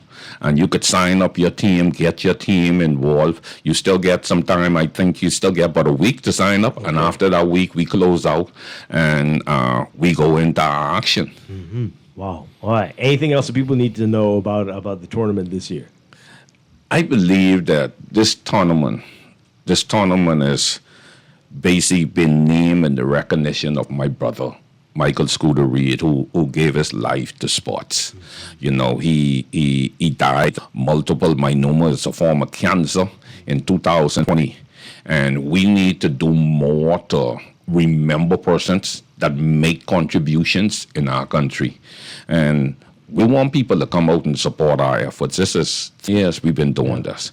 This ain't something that we just think about. We believe in what we're doing. Yeah. So we want people to come alongside us and say, okay, I support what you're doing. I believe that we need peace on the street. I want to honor your efforts 31 years and come out and support us. You might not be somebody who could play basketball, but you could come out and encourage the younger people. Yeah. I believe that if we could encourage them in doing positive things, then they don't have to be looking for likes doing negative things. Yeah, absolutely. This text was saying, well, if he can't play, can he at least coach? Rick Fox. Can he at least coach the politicians' team so they can finally beat the pastors? We welcome everybody to come along. The coach for the politician team is the Honorable Prime Minister. He's been coaching that for the last year. Do you know that he played in the first game? The Prime Minister. Yeah, really? Yeah, so we're honoring him this year because of his support to this tournament. Mm-hmm. And we would welcome Rick Fox to be involved in this. But let me tell you how this game particularly started. We were always doing the Peace on the Street Basketball Classic. Mm-hmm. And then there was one time the F&M had won the election. Mm-hmm. And I went to Fenton Nemore, God bless his soul. And I said, look, man, I want to do a game between the F&M and the politicians. Here's what Fenton told me. He said, Carlos, we just come out of the election. Mm-hmm. Our country need to heal. Why don't let's combine the two and play this game? And that's how this game, the politicians and the voices, the pastors, was born. Mm-hmm. And we just out of the election. Okay. You know what I mean? Nice. We want to be able to bring some stability to our country. Election is over. The PLP has already won. Yeah. Let's get on with running this country and building this country. So with the politicians, will there be one wearing jersey number 1? Number 1? Don't worry. That's just it. For the pastor side, who was some of the best players last time around? See, if I say that, I won't be humble. No, I'm just. We watched it. We saw they've got some skill. The pastors have some skill. Yeah, man. It was pretty close this game, though, right? The last game was pretty close. Yeah, the last one. I believe the last couple of years was close, real close. And I want to say this to the politicians: when you all get the lead, just humble yourself. You see what I'm saying? Because, sometimes disciples could turn into Peter. What I'm saying, right? You remember when then the soldiers came to get Jesus? They had Jesus, but they started running on and like trash talking. And Peter pulled out a sword and he cut off one of their ears. Mm-hmm.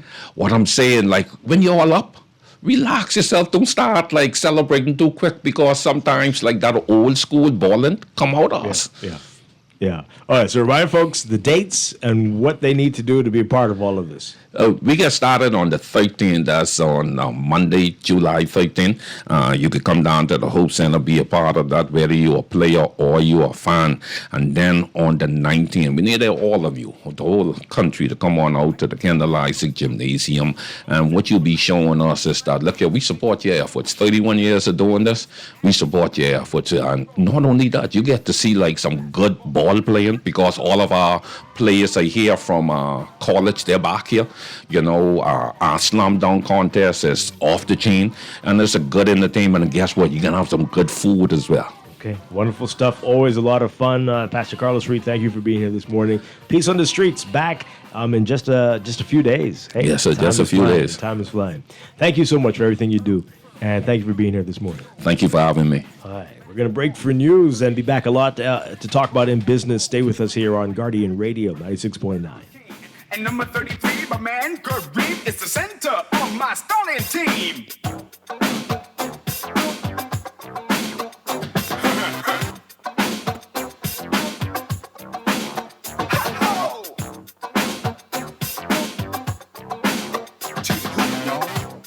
This is Guardian Radio 96.9 FM, streaming on GuardianTalkRadio.com and the Guardian Radio app, Nassau, Bahamas. The views and opinions of the hosts and guests are their own and do not necessarily reflect the views of the management and staff of Guardian Radio. Wake up, it's a new day. Wake up, it's a new day.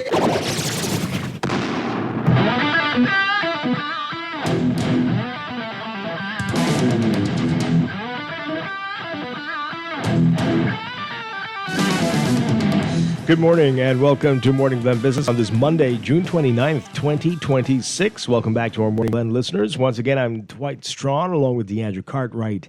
And this morning we're going to be talking about a number of issues in the news, in the business world. The big headline in the Nassau Guardian would give MPs more money. The government drafts an amendment to increase MPs and senators' allowances. We're going to get into that. Want to get your opinion. People already giving their views on it on our text line. Want to hear from you about that in just a bit. Couple issues before we get to that, though, Deandra.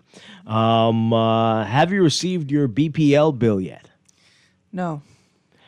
By this time, do you normally have your BPL bill? Yes. And I think everybody across the country can say that they have it as well. What is going on? We've not heard anything official from BPL about this. Mine is overdue, I believe, at least 10 days. What is going on? I'm what looking at it. is My happening? last bill I received, actually it's been the same day or close to the same day. So May was the 21st. Yeah, generally the 20th or 21st. Yeah. There was a bit of a deviation in March because it was the 17th that I received it. Mm-hmm. But somewhere between the 17th and the 21st, you normally have your bills. And we are at practically Maybe the 30th. we're going to get a surprise, as in it's surprise going to be is paid right. off, 'cause I'm thinking, could it be that, since they tortured many people in Western New Providence and they're like giving us, say, we made your life a living hell, so we'll no bill. It's all on us. Maybe that's what it is. Just forget it, and we'll pick it up next month. This one on us, or are we going to get a different type of surprise? What? What is this all about? More, Dwight. I can't. I mean, what do you mean? I don't know, but this is very strange. And again, this is the problem. What is going on with the communications at this place, right? You're not hearing anything. No, how can you not say anything? Communicating again? BPL. Is it BPL or is it Bahamas Grid? Well, we don't ever hear anything from. No, it wouldn't be Pike. How many people? You never hear anything from BGC, so don't take that out of your mind that you'd ever hear anything from them. Okay. Good Lord. So no. But BPL, what's the deal? What's going on? Where are the bills? What are you up to? What are you trying to prove? Huh? Maybe they're having a glitch in their system or something like that. Well, at least tell us that. Okay. Why can't you tell Did we us? all miss that notice? No way. No, we didn't all miss it. See, now I understand how y'all could say I believe in unicorns sometimes, because if you're trying to find logic, but ain't no logic right here now. If you're concerned, give us a call, 323-6232. 325. I've asked not enough people. Nobody's received. And so we're all like, what's this? No, What a fresh hell? girlfriend and I were What fresh talking hell about is this coming? yesterday. And she was like, "You didn't get your bill?" I said, "No." She said, "I Nobody. didn't get my bill." She said, "Nobody's gotten their bill, but you don't know what to expect." She's like, "Oh gosh." 325-4316. Always something. Always something. 325-4259. Where are the bills? Where are the bills? Where are the bills? What's the deal? You know, the fact that we actually trying to get bills right. Because we know what they're going to do. We don't want it to go off. Right. Outside of the amount of times it already goes off. Can you imagine they put two bills together in the summer? What that would do? Oh no, dear Lord. What is this supposed? So to the powers to be that would be listening, some of Powers which that I be. know. You mean hardly ever? Our Powers people that be? can't. Our people can't. You can't put that on us. You can't. Don't do that to people. You can't do that. And the thing is, it's difficult to estimate, as particularly during the summer months, to estimate what your bill will look like, because you're going to have to turn on that AC that you've been trying to save your money for. You got to turn that on, so it's going to look different than earlier this year. It's difficult so to you estimate cannot because gauge. they estimate. Let's hear from you. 323-6232. Could you behave today? No. Well, if I had a bill, I'd know how to progress, how to plan my life. I can't buy groceries because I'm waiting for the bill. That's so Dwight, you say you're going to So start. just, That's what you're saying? I mean, we could all lose some pounds, but still, I mean, I Oh, need yeah, to that's be fine. able. Talking to me, say I could lose weight. I on didn't air. say That's what you. just I say? said we could all. 325-4259. Call us toll free, 242-300-5720. Tell us what's going on. What is happening? Caller, what say you? Morning, Dwight. Good morning to you again. Have you received your bill? Not as yet. Are you concerned? Yes, sir. I think BPL is playing catch up in terms of when we look at the amount of thing on around the island. What's that got to do with you and me? Hello? What's that got to do with you and me? We need our bills. That's their business. I think they're playing catch up. I think they're overwhelmed at trying to get some things sorted out. That they're overwhelmed. Oh. Yeah, So are they going to overwhelm us? Well, yeah. We gotta look and see what we really want, how we want this country to function, and we gotta agitate accordingly. We cannot, we gotta see what we want from our government and what system we want to be functional to the best interest of our living. This is what we gotta pay attention to. Okay. Still So don't I have think our. they're playing catch up. I mean, what's that? I hear you, but thank you for the call. But I mean, again, what's that got to do with me? What's that got to do with you? That's their business. Play catch They're up, saying to but be put out the flexible bills. as they work through these. Well, I hope they're challenging flexible times. with how I pay them. Be very No, 'cause flexible if with don't how pay you them, get cut your it money. off. If you don't pay them, they're gonna cut your stuff off. Why Okay. are you not? All right. Why are you not following that? At least issue a statement. Have the decency, after what you've put people through, Do we at deserve least that? have the decency to issue a statement on what's going on. It is the end of the month. No bills have been issued. It's at least 10 days overdue. You owe your customers at least that courtesy.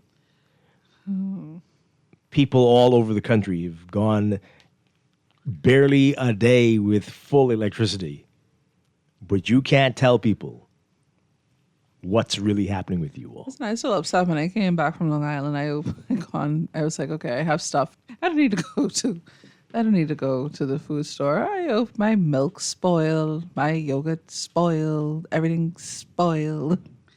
I was like, all right, so electricity was really doing some numbers. Okay. Wow. This person says, yes, Dwight, I say, I always receive my BPL bill around the 21st of the month. Last month, my April bill was not ready until June. What now? What? And my May bill is not ready yet. I smell a rat with these delays. It's very scary. What's going on here? What? Very scary. Long-serving and hardworking government employees is. Oh, we'll get to that in a second. Yeah. We'll see. We'll see if we hear anything. And We'll be hearing anything. We'll be. They've got to say something. This doesn't make any sense. This doesn't make any sense, and this is really a lack of respect and a lack of courtesy, and a lack of care for us, the customers. I mean, it's bad enough to have to deal with the outages and the load shedding and the frequent gaslighting about how ready they are for the summer, and the confusion about who's responsible for what. And being told when you call one place, oh, that's not us, it's them over there, and they don't even have a phone number. This is insane. And again, I say to the lawyers of this country, for the love of God, please, let's get a class action suit together or something, because this can't continue. All persons will sign on to that. That's what you're saying. Who wouldn't? Caller, good morning. $5. Huh? Everybody get $5. Hey, that's better than where we're getting now. Caller, good morning. You're live. Good morning. Hi. BPL is obligated to provide a statement every month. And I'm sick of people defending the lack of productivity and operational deficiency of all of our entities. And hence, that is the reason why we cannot get any better.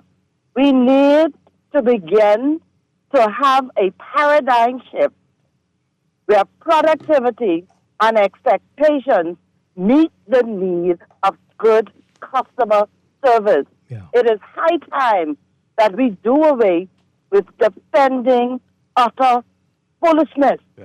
They are obligated to provide a monthly statement, just like an employee is obligated to provide a pay slip. Let's not be confused. Yeah, if you in business. Stop operating these corporations as petty shops. Operate them under which they are government corporations that require efficiency. Thank you. Totally agree with you. Thank you very much. I'm trying to pinch myself so I don't say the wrong words. Yes. It is a disgrace that they haven't even issued a statement as to why you haven't received a bill yet. This is unbelievable. It's unacceptable. Distasteful. And I'm trying to remember. Doesn't make I feel sense. like this happened years ago. I feel like They this used to didn't happen issue a like statement? years ago. They didn't issue a bill? Yeah, that it took some time. But it must have been way more than 5 years ago. Wow. Here's some text messages. This person says here, I agree with you, Dwight. No decency from BPL. Over the weekend, our electricity was off 10 hours. 10 hours, Dwight, and BPL still ain't issued an apology. Not a darn word. Our current came back on Saturday late night. The minister said BPL was ready for the summer. She needs to be removed. Well, it's bigger than the minister. It's so many things. It's just crazy. But we hate to hear these ministers say this foolishness. For the love of God, stop them. Every year you say it, and never once have you been ready. Never. Just stop it. Come out and say, hey, likely it'll be as awful as every other summer before, but we are working hard so it's not. I'd prefer you say that. Yeah. Yeah. But every year, this idiotic nonsense about, oh, yeah, well, no load shedding this year. Because we call it something else. Rotational, what do they call it now? Rotational shift something? Load shedding. Right. Over in Fox Hill, okay. Yeah, read that already. This person says, as a resident of Pinewood who suffered for 7 nights plus a few days without lights, I didn't receive my bill, hence I subtracted 9 times from my regular bill and paid the balance. What? I'm confused. They went and paid the bill, Uh-huh. but they just subtracted for the 9 days they didn't have electricity. Oh. Okay, well, that's interesting. Good for you. They still owe us an apology and an explanation, though, right? They still do. Wow. You can subtract. They can still 1 day things. I guarantee you underpaid. You watch. You watch. Anyway, before we get to the proposed amendment to the salaries for the, or to the, not salaries, allowances. This story, just really quickly, we didn't get a chance because we were talking about the horrible car accidents, but just this court story. This is man who got girl pregnant gets 11-year sentence. I'm going to say girl. Girl. A man who pleaded guilty to raping and impregnating a 13-year-old girl on Friday was sentenced to 11 years in prison. Now 23, Jakile Barry began an unlawful sexual relationship with a 12-year-old girl in the Berry Islands when he was 19. She was 12. The illicit relationship resulted in the child getting pregnant and giving birth to a boy at age 13. The relationship began in August 2021 and continued up to April 2022. The girl could not legally consent to sexual intercourse because she was under 16. The teen mother, who is now 17, told a probation officer that she wanted Barry to play an active role in their son's upbringing. He was prohibited from contacting his son's mother as a condition of bail.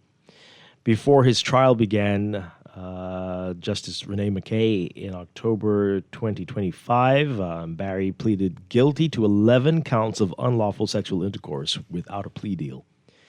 At a sentencing hearing, the prosecutor, Basil Cumberbatch, asked for a sentence in the range of 12 to 15 years, given the prevalence of sexual offenses in the country. By contrast, defense lawyer Glendon Roll suggested probation and compensation, or a sentence between 2 and 5 years in prison.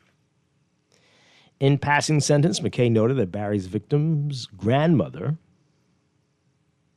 this is the girl's grandmother, said he was like a son to her.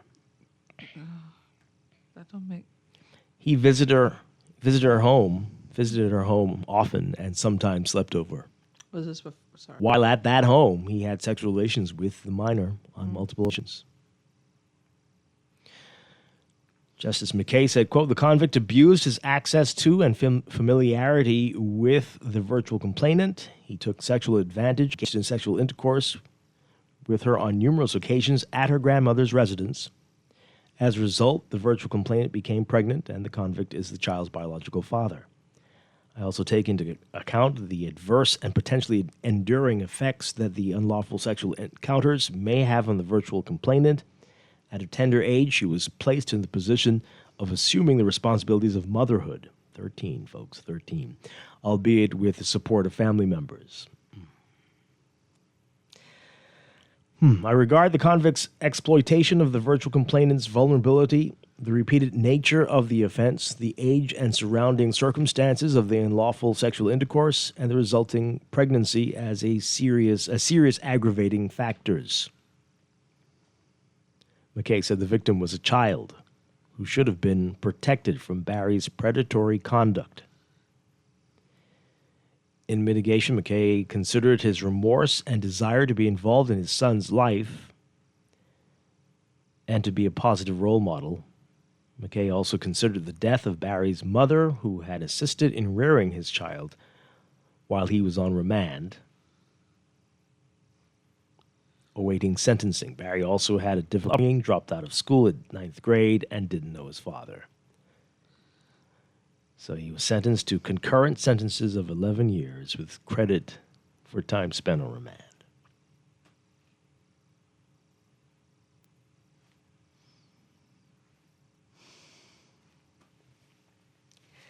We're noticing some patterns, at least in the last few months, right? Where trusted friends of people with children been allowed to stay in the home. And this is at least 2 or 3, this is the third or fourth story like this. And in their minds, developed relationships with these children. Children being the operative word. Yeah. Children. But this is sick. This is sick. Because like a son, that son should not be looking at that child in a sexual manner.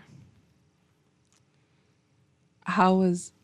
And Dwight, the thing is that this is more commonplace than is reported. It seems like it must be an everyday occurrence in this country. And folks really have to take some responsibility for the danger they put their children in, right? You're taking in this person, and that's really kind of you and very nice. But are they taking that for granted? Are they taking advantage of your kindness to prey on your children? I mean, that is quite possible. It is quite possible. And again, without the data, we don't know. Like, imagine if we had the data available, Dwight, to say, like, of these offenses. Well, I think you should just assume that this is going to be a problem. I mean, it is. And so act accordingly. Like, well, you're like a son to me, but you can't stay here. I've got young girls here. Right. It's not going to work. Mhm. Young girls, young boys, you can't stay here, whatever. But you realize that a lot of our people are masterful manipulators, right? And then also, this I whole- do. Apparently, I'm one of the few. Right, but also you have to keep in mind this complex. My good son would never. My child would never do something like that. No. Some people you're raising monsters and you don't realize it. You don't because they have Because they undiagnosed contributed to psychological the child becoming a monster? issues. And probably have the monster Potentially. trait and genes in them? This is what a child, 11-year-old. You had the 91-year-old who was assaulted. I'm like by a family member, allegedly. This is very common in our society, and I'm not sure if we have a. And I think we've said this before on this show, Dwight. That I've uttered it. We don't have a consistent, indignant reaction to these things. It comes in waves, I feel, for the majority of our society when we hear things like this. What can we do collectively? We need to our people. The fact that this happens so frequently, I'm just wondering if the interventionary approaches, are they working? Are we really addressing the root of the issue? But also, I go back to the consistency in how we apply these different sentences as well. Is it consistent? Does it fit the crime? Can we honestly say that if you commit this crime, somebody else commits the same crime, is it the same amount of time that's being given? I think the judges will. No, they're take getting better. into- I feel like they're getting better. Like the sentences, I think, are getting better. But they literally are judging it on a case-by-case basis. So I there are different know. circumstances. Again, I hear you. because of his remorse and his willingness to take care of his son. Remorse. It would be different to somebody who's just going to be defiant and won't plead guilty, right? So I guess So the that's, crime is the that's- crime, eh? So Well- it's okay. No. Well. You know what? I ain't well. going down that road today. I ain't going down that road today. I'm not doing it. But again, we don't need to be in these situations. Clearly, that is one lesson we can take from the pattern that has emerged. People are putting their children in danger Yes. by their actions. And this is unnecessary. Well, we gotta ask: do they actually care about their children? Boy, they don't like it if you ask that question, but you have to wonder, like, what are you doing? What are you doing? Caller, what say you? Morning, Mr. Dwight Strachan. Hi, good morning. Morning to you and your guest. Hi. Believe it or not, we had a big argument about this on Saturday. Not the same particular case that you're talking about, but just people partying with young girls. And my thing is, like the lady said, we put too much trust in people when it comes to our children. But that wasn't his biological sister. But what about a 91-year-old woman who's being molested by her family member? Right. You know, this is a sixth time. But you see, with me, if that lady was my grandmother or my mother, whoever the family member was, I was going to go and stand as bail, you know. I have to stand his bail and counsel him. And I'm going to tell him what I'm going to do to you. I'm only doing this to you because I love you. The next person gets you, they may kill you. It's like giving you and some friends are having a good time. You know your friend is drunk. And you give him his car keys to drive home. Instead of you letting somebody drive his car home and he sit in the car with you. Or you have a sick person with a gun, a sick-head person with a gun who will just fire anywhere. So what you do with that, you have a part of your body you don't know how to organize, you don't know how to control. Get rid of that because that can cause you problems. Cut that off. You don't need that. If that can get you in problems, the next person might kill you. I only trying to help you. I only taking it off so you don't get no other problems, so nobody can lie on you. Or try to get counseling before it gets to that point.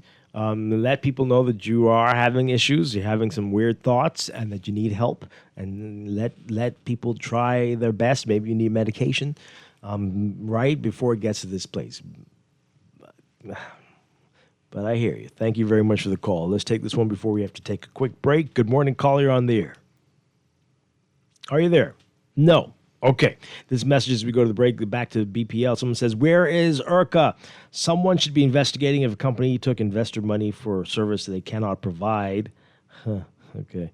The danger here is that Bahama Grid, Island Grid, restricted investment to $50,000 or more. Who are these people? Will they pour billions into this company to protect their investment? Well, you have to determine whether who's really at fault for the challenges we're seeing. But that's a different story, right? The power outages, that's one thing.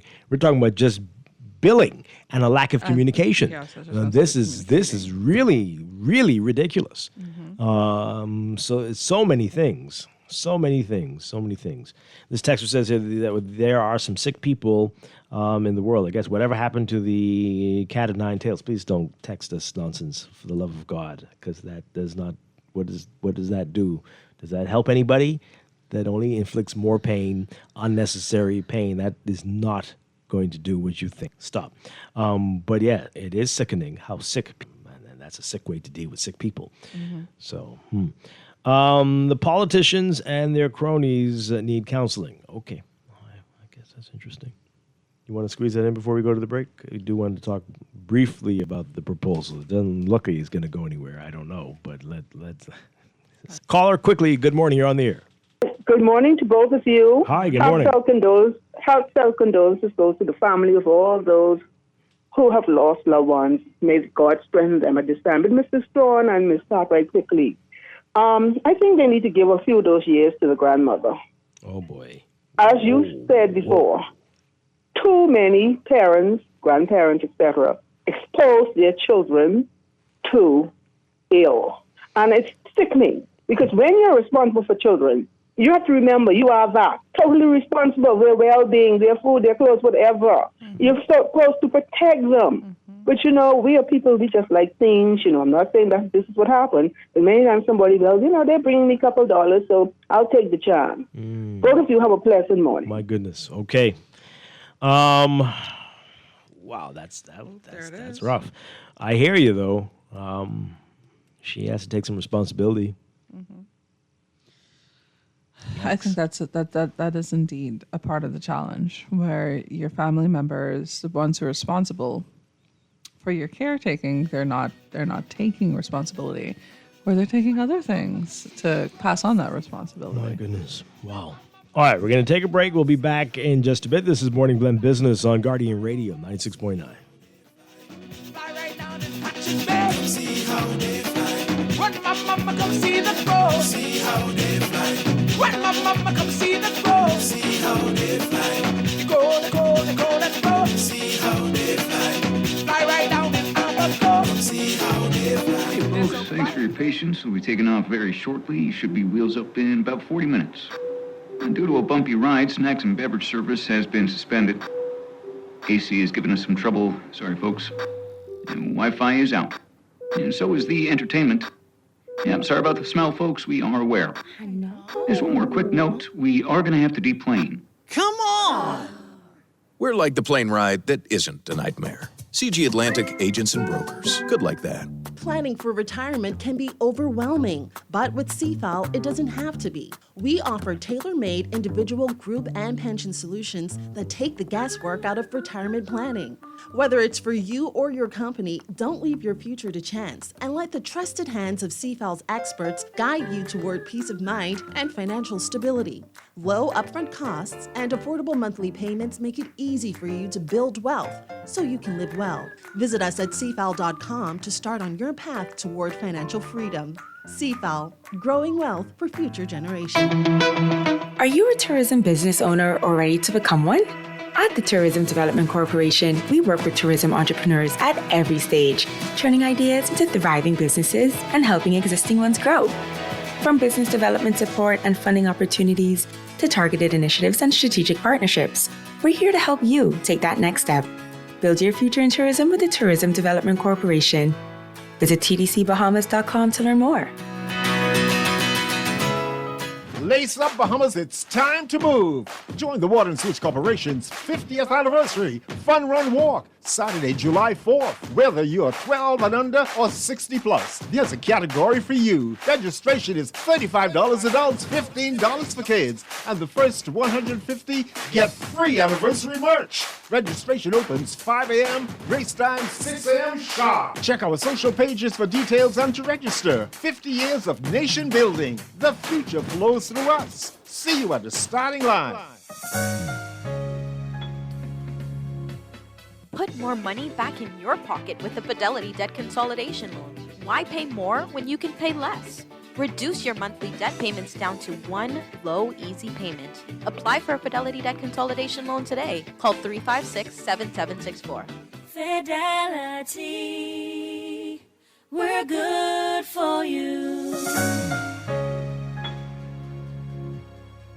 It's time to set sail on your biggest home projects yet. The spectacular summer sale is on from June 22nd to June 30th at Nassau Tile. Splash into savings with 20% off store-wide, plus deeper discounts on select items. Take 30% off select pool mosaics and 40% off ceramic outdoor tiles. Whether you're kicking off a brand new summer build in your space, visit our showroom on Dodgewell Street to lock in these incredible savings. For every space, for every style, think Nassau Tile. Wow, it's 35 years already. Where has the time gone? We have come from. Caribbean Gas would like to say thank you to our valuable customers and our dedicated staff. Let's celebrate this, our 35th anniversary, from June 16th to July 16th. We will celebrate with you. Giveaways, prizes, and surprises.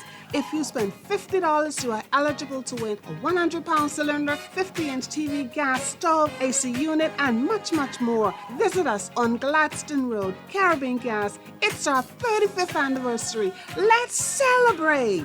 At CFAL, we understand that a secure future is the greatest gift you can give your employees. That's why our tailor-made group pension solutions are designed to fit the needs of both large and small companies. With CFAL, you can provide the retirement you and your employees deserve, ensuring peace of mind and financial stability for years to come. Join the many businesses that have already entrusted CFAL to create the right pension plan for their employees, and let us help you build a brighter future for your team. Visit us at cfal.com to get started on building wealth so you can live well. CFAL, growing wealth for future generations.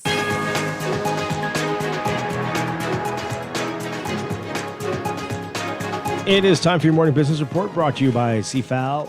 Minister of Health and Wellness, Dr. Michael Darville, says the Bahamas is taking another step towards establishing a full medical school in the country, revealing that the government is undertaking a feasibility study along with the University of the West Indies to establish the viability of such a school. Speaking at the University of the West Indies graduation ceremony in Bahamar on Friday, Darville said the government intends to work closely with UWI to bring the full medical school to the country as it seeks to expand medical education and strengthen the country's healthcare workforce.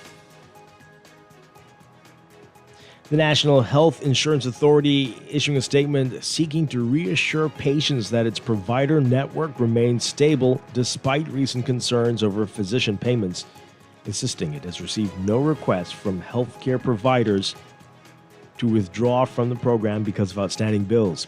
The statement comes months after NHIA acknowledged that rapid enrollment growth had outpaced the scheme's funding, resulting in payment delays to doctors and prompting concerns from physicians about the program's long-term sustainability.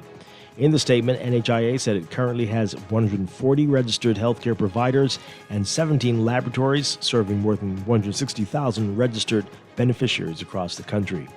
It says that NHIA has not received any provider withdrawal requests citing payment issues, and unverified claims regarding provider or facility movement creates unnecessary concern and undermines public confidence in the program that thousands of Bahamians rely on every day.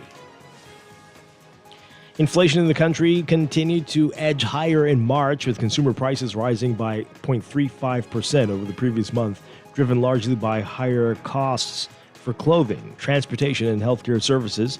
That's according to the latest Consumer Price Index report released by the Bahamas National Statistical Institute. The BNSI report revealing that on an annual basis, inflation accelerated to 3.1% in March compared to the same month in 2025. The month-on-month March increase follows a larger 0.95% monthly rise recorded between January and February. On a month-to-month basis, the largest price increases were recorded in the clothing and footwear category, which rose 2.7%, followed by transport at 1.8% and health at 0.5%.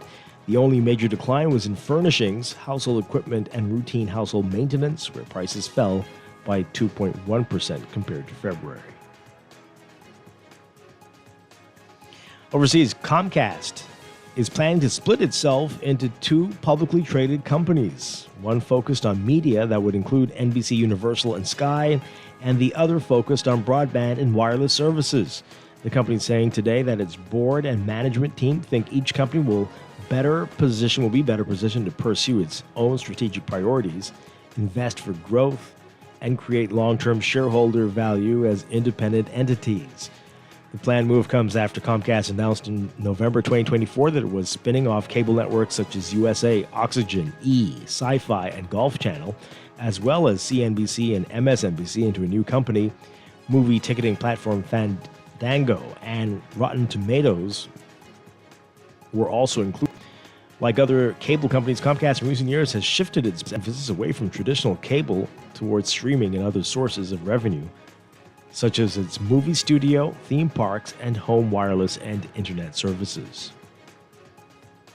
Recapping trading on the BISX from Friday, market movers, Consolidated Water, up 4 cents, closing at $5.84.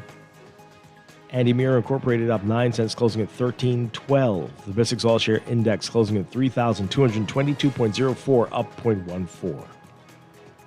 That's your Market Watch, and that is your morning business report, brought to you by CFAL, growing wealth for future generations. And tune in tonight to CFAL Talks right here on Guardian Radio 96.9 at 6:30 p.m.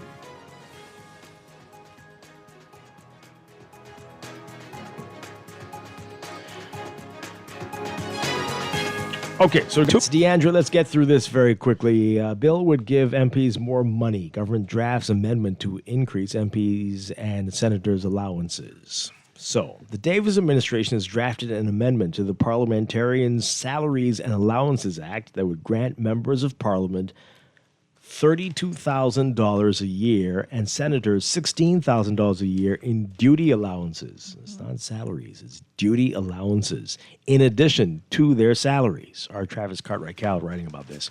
So the draft legislation seen by the NASA Guardian outlines the proposed allowances, which would be paid in equal monthly installments.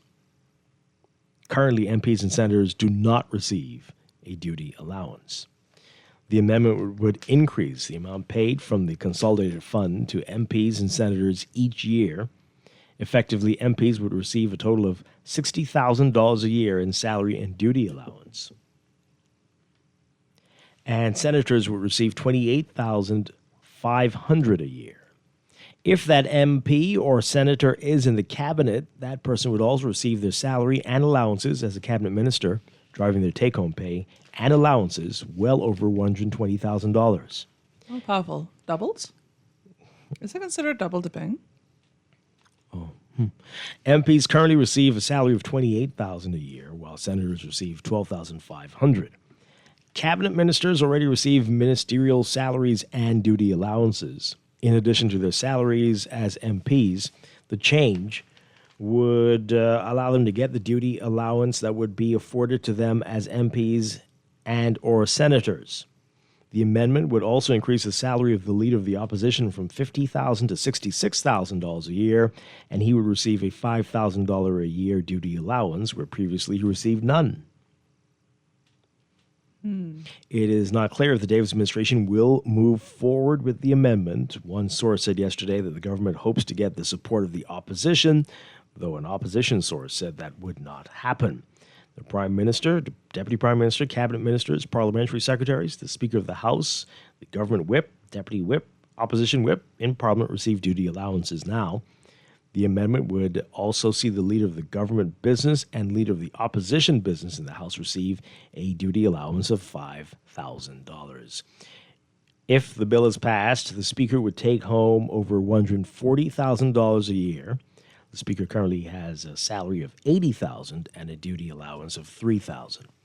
The amendment would remove the restriction that prevents the Speaker and Deputy Speaker of the House and the President and Vice President of the Senate from receiving the salary and allowance of an MP or a senator. There's more on this in today's Nassau Guardian. Again, we don't know if this is going to move forward, but it's out there for consultation, at least with the opposition. Very, very interesting stuff there. We got a few of your messages on it before. People didn't seem to be very happy about this at all. But I'm sure we're going to be hearing a lot more about it over the next few days. As wow, I've said it that MPs should make more, but that's because they shouldn't be in the cabinet. That's my view. It shouldn't be like that at all.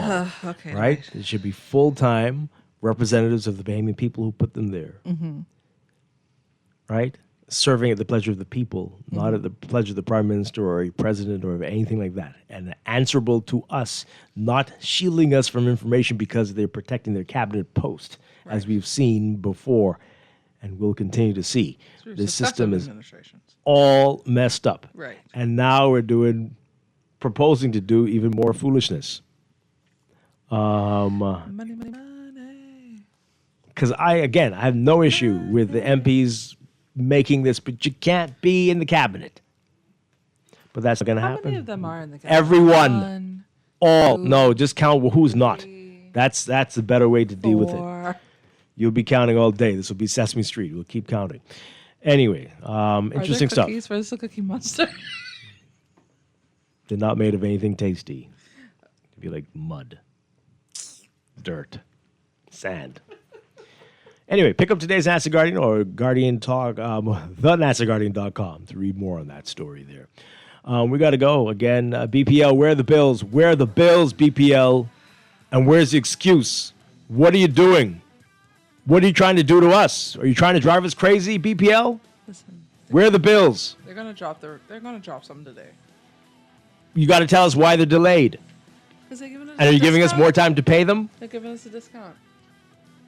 This is ridiculous. They don't care about us. They don't care about us. They don't really care about us. Deandra, have a great day.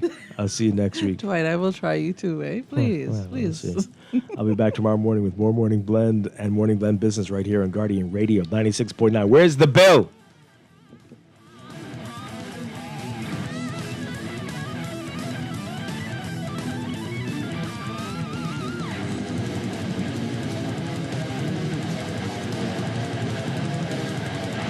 This is Guardian Radio 96.9 FM, streaming on GuardianTalkRadio.com,